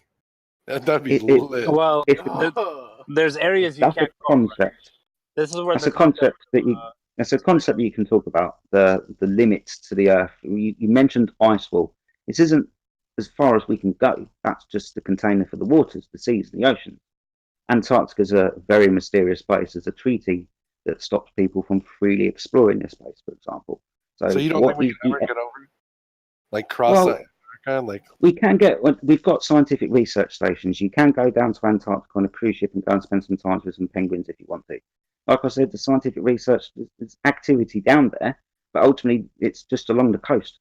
What's further inland, we don't know. We're not allowed to freely explore. The place is on lockdown. But we're talking about a very extreme environment. You know, we can't survive there anyway. We'd have to take resources with us. We wouldn't be able to walk there. We'd have to take a lot of fuel with us. We're talking about an extreme environment that could go on for thousands, if not tens, if not maybe hundreds of thousands of miles away from the circle of the sun. So it's only ever going to get colder and colder and colder, and eventually it's going to get dark. You're not going to be able to see the sun anymore because you're too far away from it. It's going to set beyond the horizon. You're never going to see it again. So it's ultimately, this might be outer space, a place where it gets cold and dark, a place where they are actually going. And so that we couldn't go. Yeah, we can't go there, buddy. What about, like, so do you guys believe in, like so aliens just 100% can't exist, right? Aliens is the secret that NASA wanted you to think they were keeping. Right. Well, But the secret is... I guess it's really interesting for you to talk about. What was that? So for aliens, I'm not saying I believe in aliens or I don't believe in aliens, but I'll tell you what, do you know who Aleister Crowley is? Yeah. Okay, so Aleister Crowley is supposed to be he summoned a demon, and when he drew a picture of what he summoned, it looked just like a gray alien. I'll drop a picture of his drawing. So there's this theory that people believe that aliens are actually demonic entities and not coming from outer space, but they're interdimensional. I don't know if that's true or not, but that's one of the theories out there that I've heard kind of thrown around quite often. And I'll drop a picture of the alien he drew. And the tall gray, right? Heard that. Yeah, it looks like a gray Wasn't alien. someone recently saying I've met a tall gray boy. Get to the point of like summon something like that and thinking that it would only like cause destruction, and the scientist that was talking about bringing it or whatever, that it would aid in helping civilization. That alien's got a obese brain, boy. That big watermelon brain. I don't know. I can't quite subscribe to the alien idea. Like, no, I definitely believe in aliens. That's why I wanted to get a flat earther's take on aliens. Boy, you've been like, mainlining Chris. Boy, calm down, just play it. No. How can you though? Like, I don't know, dude. Like, how can you what? I mean, because I believe that like space is ever expansive, and so that's how I believe in it. So that's why I wondered like a flat earther's take on it. Boy, I've been interesting though that you use words like belief. I believe X. I believe Y. I mean, I prefer to keep it to what's observable and what's verifiable and what you can actually. I know, but you guys have literally said a lot of things that you can't prove as well. So you just believe that those things are the way they are. What we said that we can't prove? I mean, the tide. You can't prove what the moon is. Hold on. What they are. This is a good one. This is a good. Yeah, this is good. This is where people are being honest. Yeah. We can't, for example, go to the sun. So even within science, we couldn't find out the cause of that effect. I mean, it's science. The sun is out of the realms of science in this case. So we don't know what the sun is. So we're just being honest when we say we don't know. Tides, we've been told a story that it's because of moon gravity. Now that story has to be thrown to the wayside because the moon is not a rock. Its gravity doesn't exist in the way that we've been told, blah, blah, blah. There's obviously another mechanism. We live in a complex environment. Maybe the sun and moon do have something to do with it in an electrodynamic sense. But ultimately, we don't know. I don't know, but we are just being honest. We haven't said anything that we can't back. We haven't even gotten to proofs of, why we understand the Earth to be flat and stationary yet. Predominantly, we've been talking about space, a place that none of us can verify. So what do you think? How does the sun move around us then? Or do we not? Do we move? That's what. Again, I might just be giving you a story because I don't know what the sun is, therefore I don't know how it moves. It may be electrodynamic in nature, it may work on some kind of electromagnetism. Okay. It might be quantum locking. Yeah, I was going to say, I'm not sure these guys. Do you know what quantum locking is, guys? No, but I'll look into it real quick. Quantum locking, you said. Well, I can bring up a video. Oh, damn, I'm about to die. This hurricane. What about this hurricane that's about to smoke me, boy? What is that? I have to go for a second, but if you guys could, for the VOD, talk about one of the things that I know for sure is that Antarctica is not accessible to most people, right? There's a lot of military involvement in that area. So I'm sure you guys have something to say about it. Yeah. There's about 50 plus nations that signed off on the Antarctic Treaty that pretty much states that no one could independently explore past that 60-degree parallel south. So yeah, it's pretty much locked down. Now we're not stating that people can't pay $10,000 and go like enjoy a little vacation with the penguins at like Myrtle Beach or somewhere out there in Antarctica. What we're claiming is that it's inaccessible to independently explore. And now there's applications to sign up so you can do that, but they're so very difficult to even get by. You can't even take a shit in Antarctica. You have to pick it up. Like it's like there's so much stuff and stipulations with Antarctica. It's pretty impossible to go out there and actually do some research. Like if we wanted to go and explore it, see how far it extends, whether there's a 24-hour sun, it's really hard to get that going, you know. Okay. Would someone else like to touch up on it a little bit more? I know I kind of just gave a quick talk about it. Indio, maybe? Yeah, I'll touch on it. Just like, okay, so the Antarctic Treaty is enforced by the signatory nations.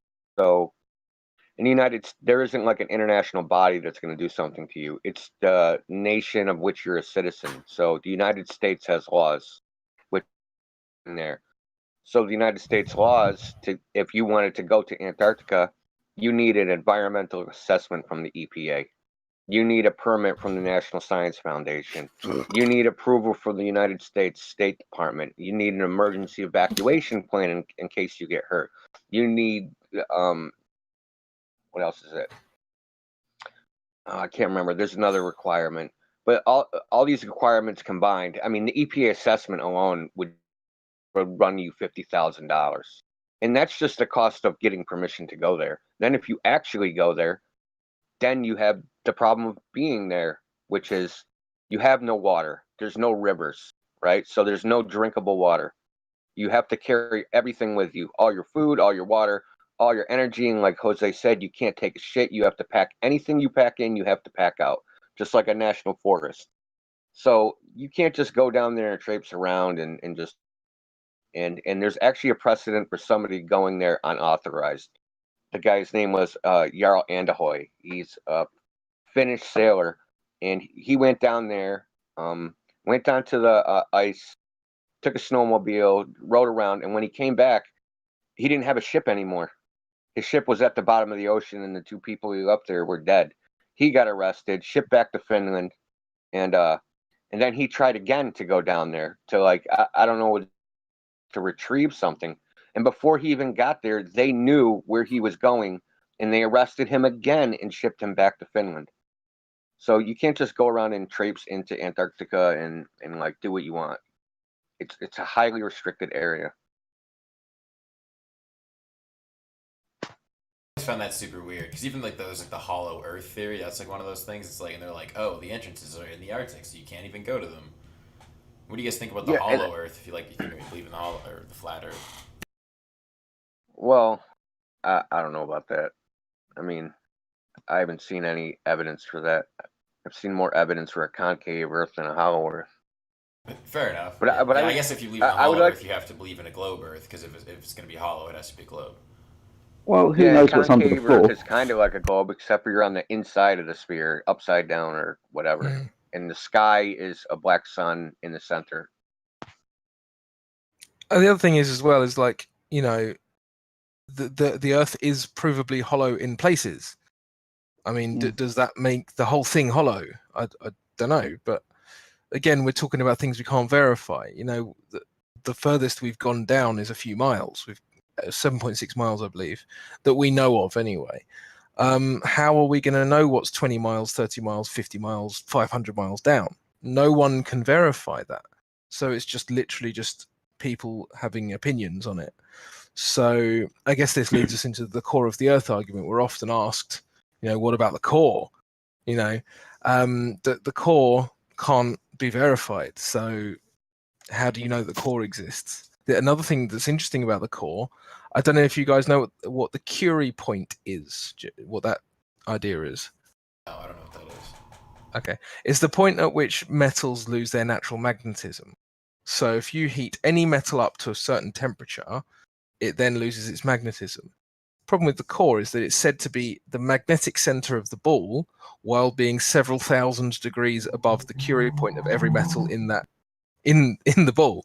So mass of it is nickel, from what I understand, is the metal. nickel and iron, yeah. So nickel and iron, but nickel, I forget the exact numbers, but it's around sort of 700-800 degrees Yeah, for one of nickel's them. really easy. It's not got high Yeah. temperatures. Really. So they're both in the hundreds, or possibly the like low thousands, and the temperature of the center of the core is said to be like 6,000 degrees, which again can't be verified, but it's just the model. So even the model doesn't work. Like the fact that it doesn't even comport to reality isn't even being considered at the moment. The model isn't even internally consistent before it's even being investigated. So yeah, there's all these problems with the core as well. Why is it so quiet? My bad. I just sat back down. So so you guys don't believe in that the Earth has a core either, huh? Well, to have a core, it'd have to be a sphere, wouldn't it? And there's no measurable, observable, or practically used curvature. So what do you believe is under us then? Or is that just another don't know? Yeah, again, like Crypto said, we've only dug 7.6 miles down. The Ariana Trench is about the same distance. We've got a limit to go down. We've already discussed, the three fundamental limits of our reality. It's hard to go up, it's hard to go down, and it already looks like Antarctica is an extreme environment that you were dying. You didn't take food and resources with you. Yeah. So natural limits to our reality. It's hard to go up and dig down. But nobody knows, mate. All right. Boy, we need to get Kyrie on this shit. We need some funding, some evidence. Yeah, like I mean, what do you guys think would actually be a way to fully prove this if money wasn't an option? Because I thought it's there's like a singer too, like Wale or somebody, or maybe like somebody, I don't know. Somebody definitely is a flat earther as well. Like how much would it cost to just like get to the height you guys actually need to get to just fully prove it and be like, we don't need to height. We have something a little bit better than height, I think. It's just measuring the surface of the Earth. Now, the globe Earth has never been scientifically measured directly. Like, they've inferred it. Have you guys ever heard of Eratosthenes, the guy with the stick? Yes. Okay, so Eratosthenes in, I believe, 230 BC, came up with this idea that if you put a stick in Cyrene at solar noon, where the sun is high above the sky, he would get no shadow there. And 500 miles away, he had a buddy, I guess, and I guess he must have sent him a text to check at the right time, because I don't know how they communicated back then. But point is, his buddy at 500 miles away measured a 7.2 degree shadow. Now from there, they measured those angles and derived close to the radius and circumference that we have now. But that's not a direct measurement, because that measurement has to infer that the light source, which is the sun, that those light sources have to travel in parallel lines, the light itself. Now, if we were to change this change the two assumptions, which is the Earth is a globe and the light is parallel, if we change it to divergent rays and the Earth is flat, you can come up with the same angles on a flat surface. Now, what flat earthers have, we've done some tests. People in our community have done tests where they take a laser, a very high-powered laser, very expensive laser that they actually had to put like on this. It's called a satellite super aiming laser device. Now, this laser is about 2 meters above sea level, right? And they shoot it to pan at a couple targets that are about 6 kilometers, 12 kilometers, and 41 kilometers. Now, the distance between 2 points is over water. Now, in the globe Earth model, the prediction is that everything should get pulled to the center of mass. Therefore, the most curvature that we should be able to measure should be on water. Now, the curvature rate is roughly about 8 inches per mile squared. Just so you get an idea, at 10 miles, there's 66 feet of drop, meaning from point A to point B. Point B would be dropped 66 feet from point A. Now, the point of the laser is to use that as a straight edge, right? Like a ruler, like we're putting a ruler on a ball. That point from point A to point B, there should be a drop off, right? So the targets that are being hit by this laser are about 1.5 meters of height, and the furthest target was about 25 miles. Now, at this distance, that puts the lowest target to hit on the globe model is 90 meters of height. But these people are able to pan targets that are 1.5 meters, showing that there's no convexity to the surface of the Earth in these measurements, at least. So the globe predictions actually fell when you actually directly measure the surface of the Earth. But you just gave us evidence from like what 200 some BC, like, and like it hasn't been redone. I don't know. And let me say this. You said you have something better. You have something better than getting height and getting like a snapshot to like fix my doubting Thomas. No, he said he would want something better. No, he Okay, says they so have something better, and it's measuring the curvature of the Earth. so if I got really high and I took a picture and it had Bigfoot in the image, would you like accept that? Boy, I'm a doubting Thomas. I need to go up there myself. No, like with images though, imagery in and of itself is subjective, like the interpretation of. Would there be like a flat earther that you guys would trust that could go up and be like the vessel to say, boys, it is in fact round or flat? If you No, because then you're still going with trust. But See, wait, that's the so thing. We don't want to have to trust anybody. Okay. All right, If you take what Jose said, that. and he said in something BC, someone proved it, right? So why can't we prove it in 2019 to ourselves? Yeah, We're more exactly. That's technologically exactly advanced. We're that's smarter. We're better. You know, whatever. You know, why can't we prove it? Why do we have to rely on some stranger that we don't know to go on TV and say, "Yeah, I did this. Here, look at True. these pictures." But it comes to a more And fundamental think about what they're question. claiming. Just if I showed you video of something fantastic, like someone flying, or elves, or ghosts, or aliens, or anything like that, you wouldn't believe any of that. So they show you images of people floating around, experienced a ball you've never seen floating, way up into space, something you've also never experienced, and all these kinds of crazy, magical, fantastic things that you've never experienced, and you have no way of judging, the reality of that image or video depicts reality. Why would you just believe it? You should apply the same skepticism that you apply to any other thing. I'd have to stick my fingers in the side of Jesus. I'd have to be right there, dude. I have to be up there seeing it. That's what I'm saying. That's the thing is, I know you guys said you get this a lot, but why? Like, what does anyone gain from this? Like, just like all this like you gotta agree. There's just tons and tons and tons and tons of information out there about space and planets and all this shit. I know. What do they gain? What gain? Well, what I gain do tried people to get tell you from earlier. pulling the wool over your eye? Well, like I explained earlier, what they've done is they've given you a new creation story. It's called the ontological primitive, the dichotomy of creation, how the earth got here and how we got here. In every single argument or debate about this, every single point will land in one of these two camps, point A or point B. Point A is that a creator, an intelligent source, created the environment, the earth, everything you see, and you to experience it. Or in camp B, nature created it. Matter created matter and sentient life from nothing regarding a Big Bang and billions of years. It's called the ontological primitive. By doing this, what they've done is they've given you the option of not creator. What they've done is they've taken the obvious created environment around you, the earth, the lights in the sky, the clockwork nature, and the very dynamic patterns and structures we have here on earth.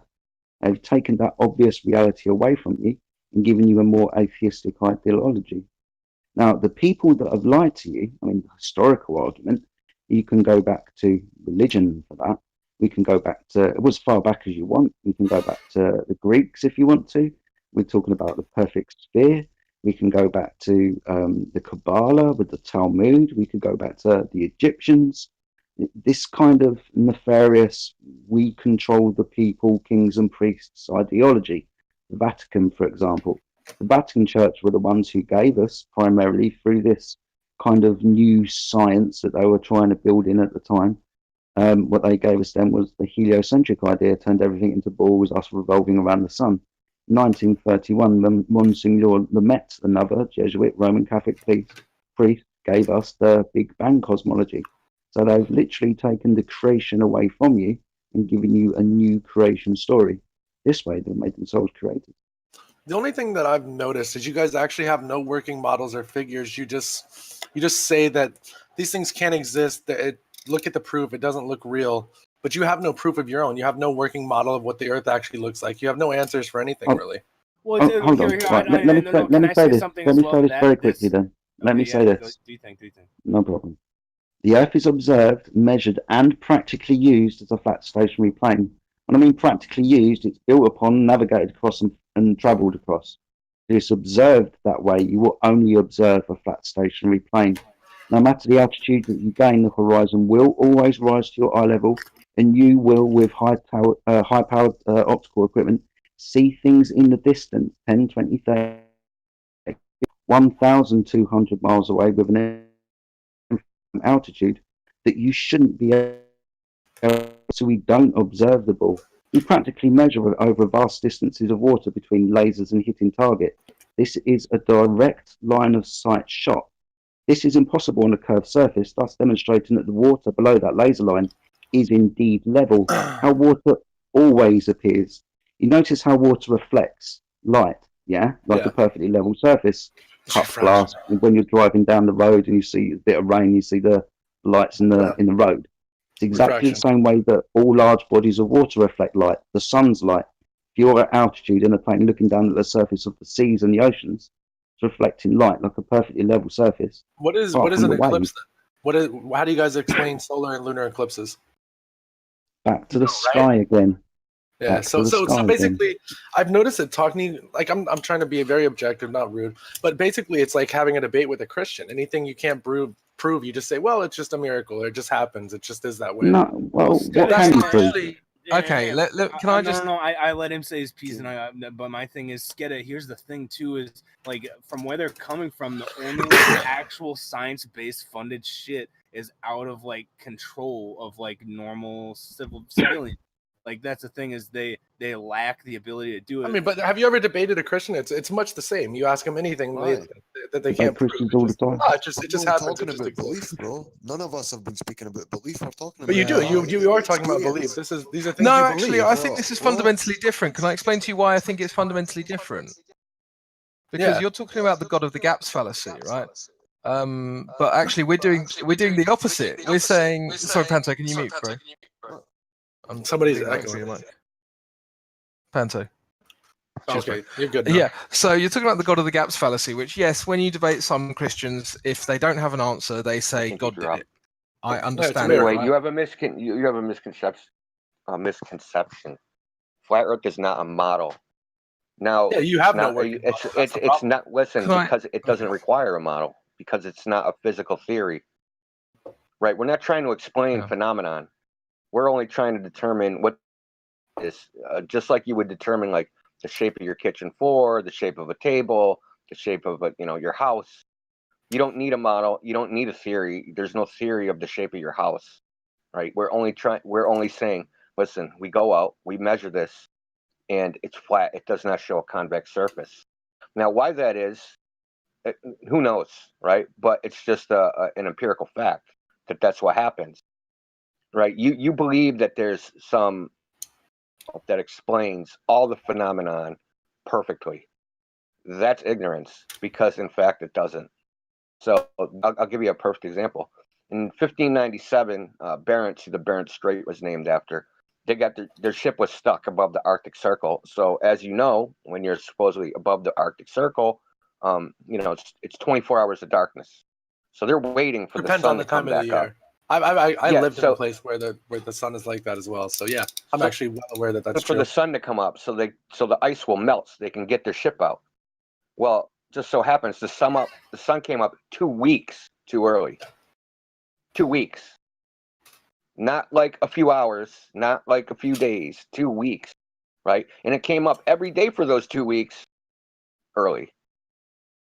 Right, so there's an example of where the model didn't work. There's tons of examples. Okay, that's like some hearsay bullshit. But I've lived in a place. I lived in Alaska. Documented. I spent a lot of time in Alaska, and the sunrise and set is measurable, and it happens on literally the same way every year, and that sunlight and the lack thereof during the winter is definitely measurable, real. So how do you explain that? Again, it's just something where you say, "Oh, we don't know." But the globe theory. No, I didn't say that. You're putting words into my mouth. I didn't say that. No, we don't know. I just gave you an example where the model doesn't work. But that's all you guys can say. All you guys can say is, well, this story proves that it didn't happen that way. But that's just bullshit. Let's not say that. Listen. Hold on. Let me finish. Let me say this, dude. Because you're trying to make as if the flat Earth and the globe Earth are equivalent. That's incorrect. Ours is based upon measurements, right, of the physical world. Whereas the globe model is a physical theory. It's something that's completely different. There's a theory. They don't go out and measure a globe Earth. What they do is they say gravity exists. Gravity is caused by mass attraction. Mass attracts mass, forms everything into a ball. Therefore, the Earth is a ball. That's a whole line of reasoning. But these all to get these to the theories, Earth is a ball, which is completely different than saying I took a ruler and I went out and I measured a ball. But the It's thing is, all something these completely theories different. line up. All these theories. No, that they you don't. Guys, yes, I they just do. pointed They do. out a point you were ignorant about. They that- do. that All the these glo- theories line up. And I can and you give you guys, more. all Do you you guys' want more? theories is that Listen, I the can Earth give you looks. more. You're getting I can upset. give you but the Earth- more You're getting examples upset, where which the- is Let's I'm not keep- upset. which makes sense You're because you're a wrong. sensationalist. Listen, you're Yeah. wrong. You're just incorrect, and your ignorance is showing. The reason you don't know where the globe doesn't work is because you never actually looked at any data. Which most globe earthers they don't look at any data. Like you never went to time and date and verified any of the data to see if it matches up, or the angles of the sun, or to see if the sun, observing the sun, those angles intersect at the same place. You've never verified any of this stuff. That's why you think it works. You have no Someone working brought model up- when you can't explain anything. Because I explained why there's no model, because it's not a physical theory. Here. I'm getting lots of feedback here from people DMing me saying that maybe we should I understand that you don't subscribe to it, right? Because you feel I just subscribe to actual fact, but that's measurable The fact. facts that you don't know that exist, right? That's The facts that you don't know that exist. You don't Okay, have a can I working can I model. take this? Can I take this off in a slightly different direction? Because So how I'm many aware that models we're on a for the podcast at the globe moment. model? So How many theories of perhaps- light? Yeah, perhaps the Go guys off, who are So actually when you look at a listening to- diagram for an eclipse and they Look at show it, that him. the way the paths of light take, what is that? What does that look like? So those rays diverge, or actually they converge. But then when you look at say the Eratosthenes experiment, they say that they're in parallel. And then if you look at why the sun rises at the wrong time, then that the rays are refracted and they're bending in a curved line. So you're sitting here literally- saying the consistent model for the globe is just your ignorance. There's It's not my a ignorance, model.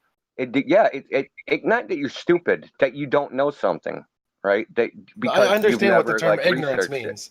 I Okay, understand well, what the term that's- ignorance means. So you Well, I don't need to want you to explain feel that to me, big boy. insulted. I don't Well, I want mean, you you're to the feel one that insulted. the way that you're talking. I mean, and it's, All right, it's well, the only thing. let's just move hold on on, then. Hold on. The Let's only move on. the only reason that the only thing that you can repeatedly say with no provable model, nothing that actually lines up, when something And- doesn't make sense, listen to me. Be quiet. When something doesn't make sense to Be you, quiet. I mean, you're continually trying to talk over me while I let you speak your piece. So I'll just sit Are here you and listen to you lie. I just strawman listened. for I 5 just minutes. listen. So I just straw man listened. for 5 minutes. I feel like You I keep just allowed you to repeating speak. shit I'm about just the going to model, go ahead and right? talk. So now, I said there is no I've model. been And you keep PMing saying with that I already Motivated admitted Bet. there is no model, I think right? that we Did I or did I need not? to probably just So why are you I using just it as some allowed sort you. of I just allowed pejorative? you to speak to It's talk your meant to points. be an interview, and it's not meant to be like Listen, a debate. feel free, speak at So, will. should we? And then should you we try bring to it back talk to over the me, interview? so thing? you actually are upset. So let me I talk don't to you know. for a moment. Does anyone agree just with a me? moment. I Or? just have a question. Yeah. If we can. Okay, should we bring Okay. it back to the realm of interview and not debate? Like I Don't don't do that, bad. because I'm happy to debate, but I didn't feel like that was the purpose of us being here. So we can debate another time if you want, or if you want it to be a debate, we can debate. It's up to you. But I don't know. I was brought in with the idea that it's an interview. So what do you guys want to do? I want to ask if you have no provable facts, no working model. Anytime you can't explain something, you say it just is. I don't know why. Why are you saying that? Okay, Hold on. Can I make? can I- He's Stop, left. Can I dude. make the point I was trying to make about 5 minutes ago? Right. What you're invoking Jedi, go ahead. with I mean, your you might as well just answer Go on, that, I Chris. guess. Just go for a debate. He wants a debate. No, I'm asking you to answer a here's question. my 2 cents. Skita, I understand that you have some questions, but you have to understand the questions you're evoking are kind of conjuring up a debate. And I think it'd be best to continue back with the interview, and then later on we can come back and we can have a little debate, a little bit more, get a little bit more rowdy than this. Just to be nice to your viewers or the people watching this, let's kind of give them back to the interview. Maybe they might be interested in that, and we can always schedule a debate. All right, that sounds good, man. Thank you, Skita. Appreciate it. Yeah, you too, man. right. It's The thing I interesting just enough. Go on, Chris. Karen, you've been sorry, wanting I've been talk trying to about make this point for ages. So Yeah. I'll just be very quick. You talked about the God of the Gaps fallacy, right? I understand. I hear what you're saying, but actually, that's not what flat Earth does, right? When you say what causes that, a flat Earth of the gaps would say, "Oh well." Well, I if don't nobody know. else is going to talk, I'll bring up some evidence that the Yeah, I Earth don't is think flat. India can So hear me. I'll list Can a someone- whole bunch of things. Can someone make sure that India India, can hear me? India, Yeah. can you hear crypto, mate? If we're Indio, talking I over think him. you have Crypto Gangster muted. Can you double check to see if you don't have him muted? Because I don't think he is. Yeah, let me me check see. here. Crypto He couldn't Gang. hear me one is- talking, and then he said, No, "If I no can one's hear going to talk, crypto. I'll talk." No, I know, but I can't don't hear think him. India can hear I'll me. disconnect Oh, and Indio jump in the can't other hear chat. Yeah, that's why I think I didn't think he would just want to talk over me. That's why I was getting a bit confused earlier. So Yeah. maybe he just had me muted. Whatever. The point I'm trying to make, yeah, what we're doing is actually the direct opposite of what Skedder accused us of, which is the God of the Gaps fallacy, but the equivalent of. Instead of giving answers that we can't prove, which is what the God of the Gaps fallacy is, we're telling you we don't know, right? So it's actually the opposite of the thing you're accusing us of. It's the direct opposite. So we observe an effect. It's like, oh, what causes the sun to float? Well, if I wanted to give you a I don't know, a God of the Gaps fallacy, I would say God caused the sun to float. That would be a God of the Gaps fallacy. But I'm actually telling you I don't know. So it's the very opposite of what you're accusing us of. Can you guys move Indio back up to when you get a chance? Sorry. Well, here's the thing: is what I think was going on there. There was a little miscommunication. Sked felt like he was being talked over, unfortunately, and that kind of heated him up. This boy's high T. He's got that high testosterone. So what the thing is, what I really like to do, I'm the guy who came in, talked to you guys, like, yo, come through. We really appreciate this, but like that, yeah, there's just a little bit of a miscommunication. However, you can't expect us to like subscribe to this outright. Like we get that, yeah. But then But that's why you guys the are doing- interviews. So Yeah. that's why it's an interview, right? We've got different ideas, and you're here to hear what's Absolutely. going on. And dude, this is like our third like big pot, like our big podcast, and we're getting there. But you guys are bringing the content. I'm loving it. Like it's just yeah. But I guess if you want me to go back, I'd love to just string this right on back in. Why do you think that we will never ever get an objective eye view of a flat Earth ever? Like, because I need to see something. You know what I'm saying? It's not necessarily true. Well, you don't think that could ever happen? Because like the guy before, he was saying we're gonna have to fly everybody up into space and personally see it with their own two eyes. Like you can't just have a picture, this and that kind of. Yeah, he's talking about verifiable evidence, though, and I do Yeah. agree with him on that point. Like, if you can't verify it, then you can't know it to be true. But I think Jose then touched on that earlier, and he said, well, you can just measure the ground. So why not just measure the ground? That's something we can do from here on Earth. And that's the thing. That's what we do. There should be, according to the ball model of 24,900 miles in circumference, there should be curve over water. It's 71% of the Earth's surface, yeah? So this is where we should primarily be able to measure the curvature of the Earth.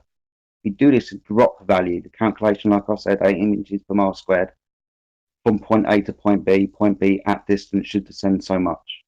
Yeah. Now we use lasers, we use high-powered optical equipment, P900s, 1000s with infrared filters, for example.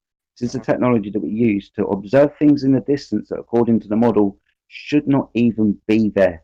Now we're talking 1,200 miles maximum distance, and the mountains that are viewed in the background should be tens of miles beneath the curvature of the Earth. They shouldn't be there. You've got observations from 1 inch above the surface of the water, observing islands 18 to 20 miles away, the beaches, for example. And we see the bottoms of objects at great distances across what is apparently supposed to be a curved surface. And when we go and measure this, we use lasers, we hit targets that, again, should be predictably hidden behind the curvature of the Earth. They're not, we hit them, they're directly in front of us. So we have a direct line of sight, and we verify that with the laser targeting system. Now, practicability as well. We are able to use or not use the Earth's curved surface. Aeroplanes, for example, planing across the Earth. They go up, they get to altitude, and they literally fly level. They don't go up or down. You will never feel like you're going around the curvature of the Earth. For example, if I was to fly from Heathrow, London to Australia, I would get on that aeroplane and I would get to altitude. I would look out the window and I'd see an eye-level horizon. I'll probably be able to see 2 to 250 miles directly in front of me, depending on air clarity. The waters beneath me will be reflecting the sun's light like a perfectly level surface. Now, when I get to Australia, apparently I'm supposed to be upside down from where I first started. Now, you don't realize, you don't notice, you never see a ball. You will never see a ball. No matter the altitude that you gain, the horizon always rises with you. Think about it like this: the Earth's surface is supposed to be always curving down and away. That the horizon,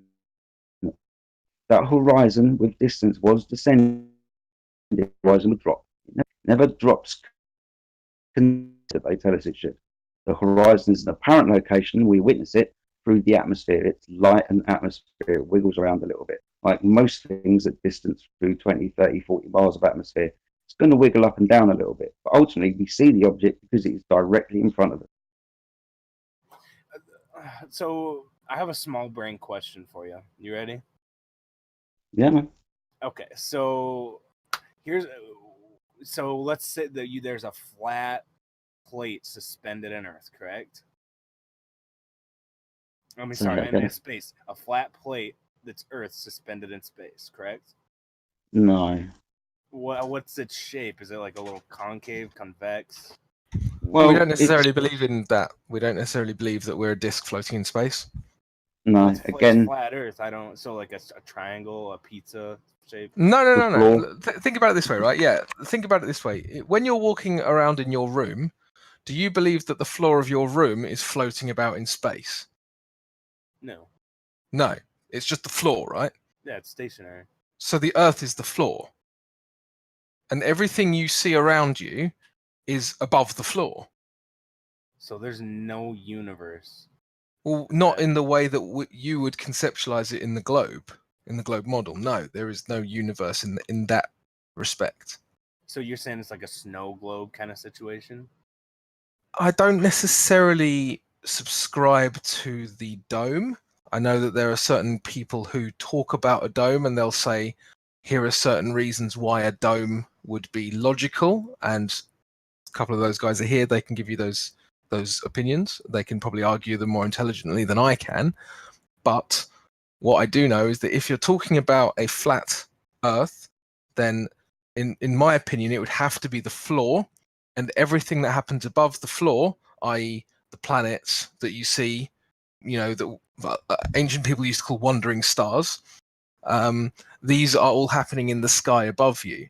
So there's an objective up and down, rather than a relativistic up is out from the ball and down is towards the ball. So there is an existence outside of this ecosystem per se that we're in. That's a flat Earth. There may be. We can't leave the Earth, so we don't know. So you think that existence, space ceases to exist in a certain boundary? I mean, that would be the same problem with the heliocentric or acentric, is that what's beyond the edge of space? Because it's said to be expanding, right? You said earlier you believe in an expanding universe, right? So what's it expanding into? I don't know. I don't know what I believe. Like I think there's just so much information at our fingertips that it's like it's you know what I'm saying? Like you really can't get a grasp on anything. You understand that? Yes, I know that that's another one of these questions that you can't answer, but actually, it's a question that neither conception can answer. What's beyond the known universe? Dunno. I can't tell you. Neil deGrasse Tyson can't tell you. Bill Nye can't tell you. No one can say. But what we can tell you is what we can observe and what we can verify. Well, and this brings me to like my small brain question for you is like man, that doesn't even work because like I always like see pictures of when I think flat Earth, it's like a disc just like in the sky or something. But like, see that just throws me off. Yeah, that's crazy. And I feel like that's awesome. We can like we just said like, boy, there's too much damn information. Like all we can really do is just observe and theorize. Like there's really no solid fucking concrete like any evidence on fucking anything, and everything's just been so diluted. It kind of makes sense where it's like, damn, we could look for an alternative thought process that makes sense in a certain way. That's really awesome. You guys are able to like do that, like come together as a group for that. So the shape of the Earth is an observation and measurement question, isn't it? We're talking about the floor. So we observe it, like I said, long distance observations across the water, and we measure it across water. Yeah. There you go. The Earth is observed and measured to be flat. That's it. Yeah, And you when have to does it understand, turn like, into a everything problem? that comes I from. feel like I'm too low IQ to like wrap my head around this. Like it's. Hey, motivated Ben, sorry to cut you off, but you're not low IQ, man. I was exactly where you were when 2015, when I first heard about this. All these terms we're speaking of, all this like stuff we're talking about, I would hear guys talking like how we're talking now, and I always thought, damn, I'm too stupid to get this. But if you're really interested in looking into it, I guarantee you, within a couple of months of research, you'll get to understand a lot of the things we're describing, like when we're talking about certain laws of physics and all that stuff. It's not that hard. They've made us believe that you have to have a PhD, you have to go to Yale University just to like grasp this knowledge. But in reality, it's like so easy. You can just self-teach yourself these these principles and build from there. Now, the whole sky thing. Here's the problem. When we think of like a globe Earth, a lot of the proofs come from places we can't validate. I know we touched up on this earlier, but like we're told like how eclipses work. We're told how distances of stars or how stars can't be seen all over the Earth, and that proves it's a globe. All these things are pretty great. They do support a model somewhat, but in reality, when we go down to Earth and we measure like the direct surface of the Earth, we don't measure the convexity that the globe presupposes, which is about 24,901 miles of circumference with a radius of about 3,959 miles. We don't measure this convexity in any of the measurements we've done. Now, I'm not saying that the measurements 100% prove the Earth is flat, but so far the measurements have proved that those areas, which to me, it does prove it's flat, because if you believe in gravity, you'd have to know that the water should have that curvature rate, that the globe presupposes. And we haven't measured any of this. So like, there's definitely a lot of room for new ideas, a lot of new room for a new alternative. All we're here to do is present our views, and I hope you guys are enjoying this so far. Yeah, so we actually got Sludge Babe in the chat. We spoke to her earlier. She's from the drug Discord. She said she was in the chat actively kind of asking questions and talking. I think she's got some questions for you guys. You there, Sludge Babe? Cool. I just wanted to present what I kind of realized talking with the people in the Twitch chat is, how do I put this? It comes down to, like, I don't think we can actually disprove them by talking. I think they have an explanation for every single point, and it's a valid explanation at that. It's actually, like, valid points that they're making. So, like, what kind of made me realize this was that the whole gravity discussion we were having, like, gravity is technically a theory at this point, because Newton's... Man, I'm on drugs, I'm sorry. That's okay. I think I go. I think I see where you're going. Like yeah, I don't know. Was I talking to somebody who's in this chat? I was actually in the chat. I was under an alias, Duke Silver. That was like my old Twitch. Yeah, you get what I'm saying. It was the Aether theory versus Einstein's theory of relativity, and they're both theories, and you gotta just choose which one to fucking pick. And it comes down to like arguing over pretty much which god is real. Like, that's exactly it. But that's the thing, is this forum like actually brings people together to like think about that shit. Everything is literally a theory when you think about it. You can't base fucking anything off reality, dude. You don't even know if like right now I'm fucking AI talking to you and you're in a matrix getting like so now we're getting into like philosophy. Yeah. So like I can blow this meditations. bitch out of the water, really. But like that's the thing, is we love having you guys in here and like to do this. But in all honesty, like if anybody has any other topics to bring up or something, we'd love to have you guys back on. Stick around in the Discord. People probably have questions, I'm guessing, like, if or something like that. Hey, Motivated Ben, is this a current show you do daily, monthly? How does this work, your show? Oh, we've been kind of me, Skedit, Sid, and Kayla kind of get together. It's a daily thing. Like we just love to understand where subcultures come from, because people are so deeply ingrained in a belief set that they subscribe themselves and spend multiple hours a day on these different Discords. We love to get people out and like kind of just bring together in like a smorgasbord of a community, because in all honesty, like we can fucking scream and yell at each other all day, but like having all these people together, like that's not really done anywhere else. Oh, Turbo Choco, thanks for following, homie. Appreciate it. Yeah, so Motivated Bet, here's the thing, well, on our platform right now, we have a bunch of diversity of cosmology, so I can promote your place. I can have some even concavers show up. There's some concavers on our server.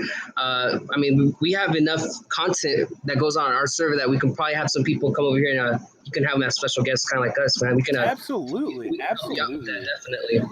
Yeah, we would love to do that, and like it, and like in all honesty, like you're like, what is this? What is this going on? Where I think our ideology is, cause nobody knows what the hell's going on. All we know is that we just need human interaction and connection, and we just got to bring it together, boy. Like that's what this Discord's for. Can I just mention something quickly? Yeah, absolutely.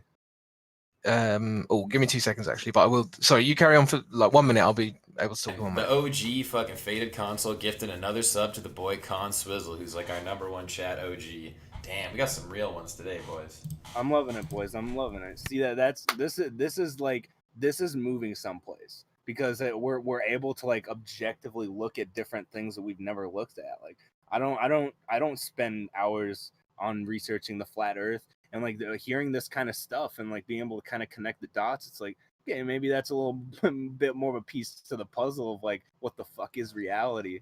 Like, you know what I'm saying? Like maybe that's a little too deep, but yeah. No, I agree, man. Console balling out, man. He just bought Duke Silver a fucking sub too. Like, Jeez, see boy. underneath the links that I posted for the server, there's a Google Drive link that's got literally like gigs and gigs worth of data. So imagine if he's kept a hold of that. There's thousands of memes. There's a PDFs for the laser test. There's literally hundreds of links and stuff in it.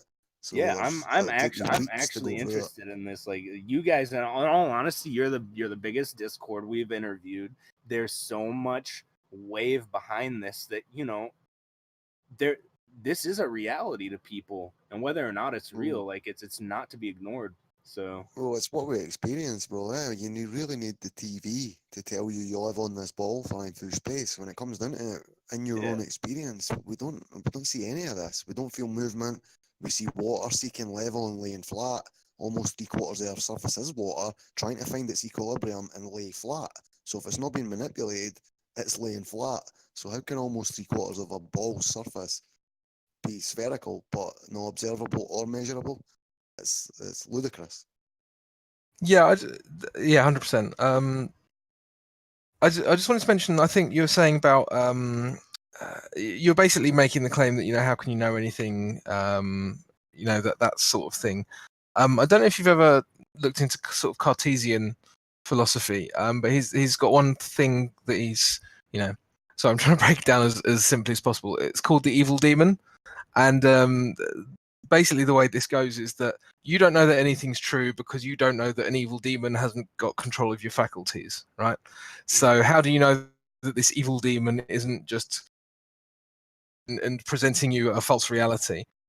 What I find quite interesting though is that people don't look so deeply into what can be known when it's a ball, but as soon as you say, oh, the Earth might be flat, suddenly people are asking these questions like, oh, how do I know anything? Oh, how can knowledge be attained objectively and all this stuff? And it's just like, well, why weren't you asking these questions before, when you thought you lived on a space ball in the middle of like literally nothing? I just find it interesting how the mind goes there only after the paradigm's been challenged. Yeah, interesting. Our community has brought together so many people that have so many different like backgrounds and so many areas of inquiry and research that we've talked about so many amazing topics. So we've had such incredible conversations. So we want to bring people back and talk about more than just flat Earth. There are tons of topics that we've come together and discussed in amazing detail. Well, definitely then. Yeah, we'll absolutely have to have you guys back on. This was a fantastic interview, and I think we should probably do like another deep dive after maybe we've done some like if we're gonna have like maybe a discussion or more of a debate style thing. I think there's definitely more research needs to be done by people on our side. And maybe we could like even just have some of the people from the other communities come in and talk to you guys. Like I'd almost be interested in seeing what the incels think about you guys. Like it'd be interesting to hear what their perspective is on the flat Earth. Maybe it'll give them something else to focus on other than the fact that they can't get laid. But yeah, I mean, this was fantastic, guys. I really appreciate your time. Like, I'm just gonna end the stream and restart it just so we got a VOD. Like, that was fucking awesome,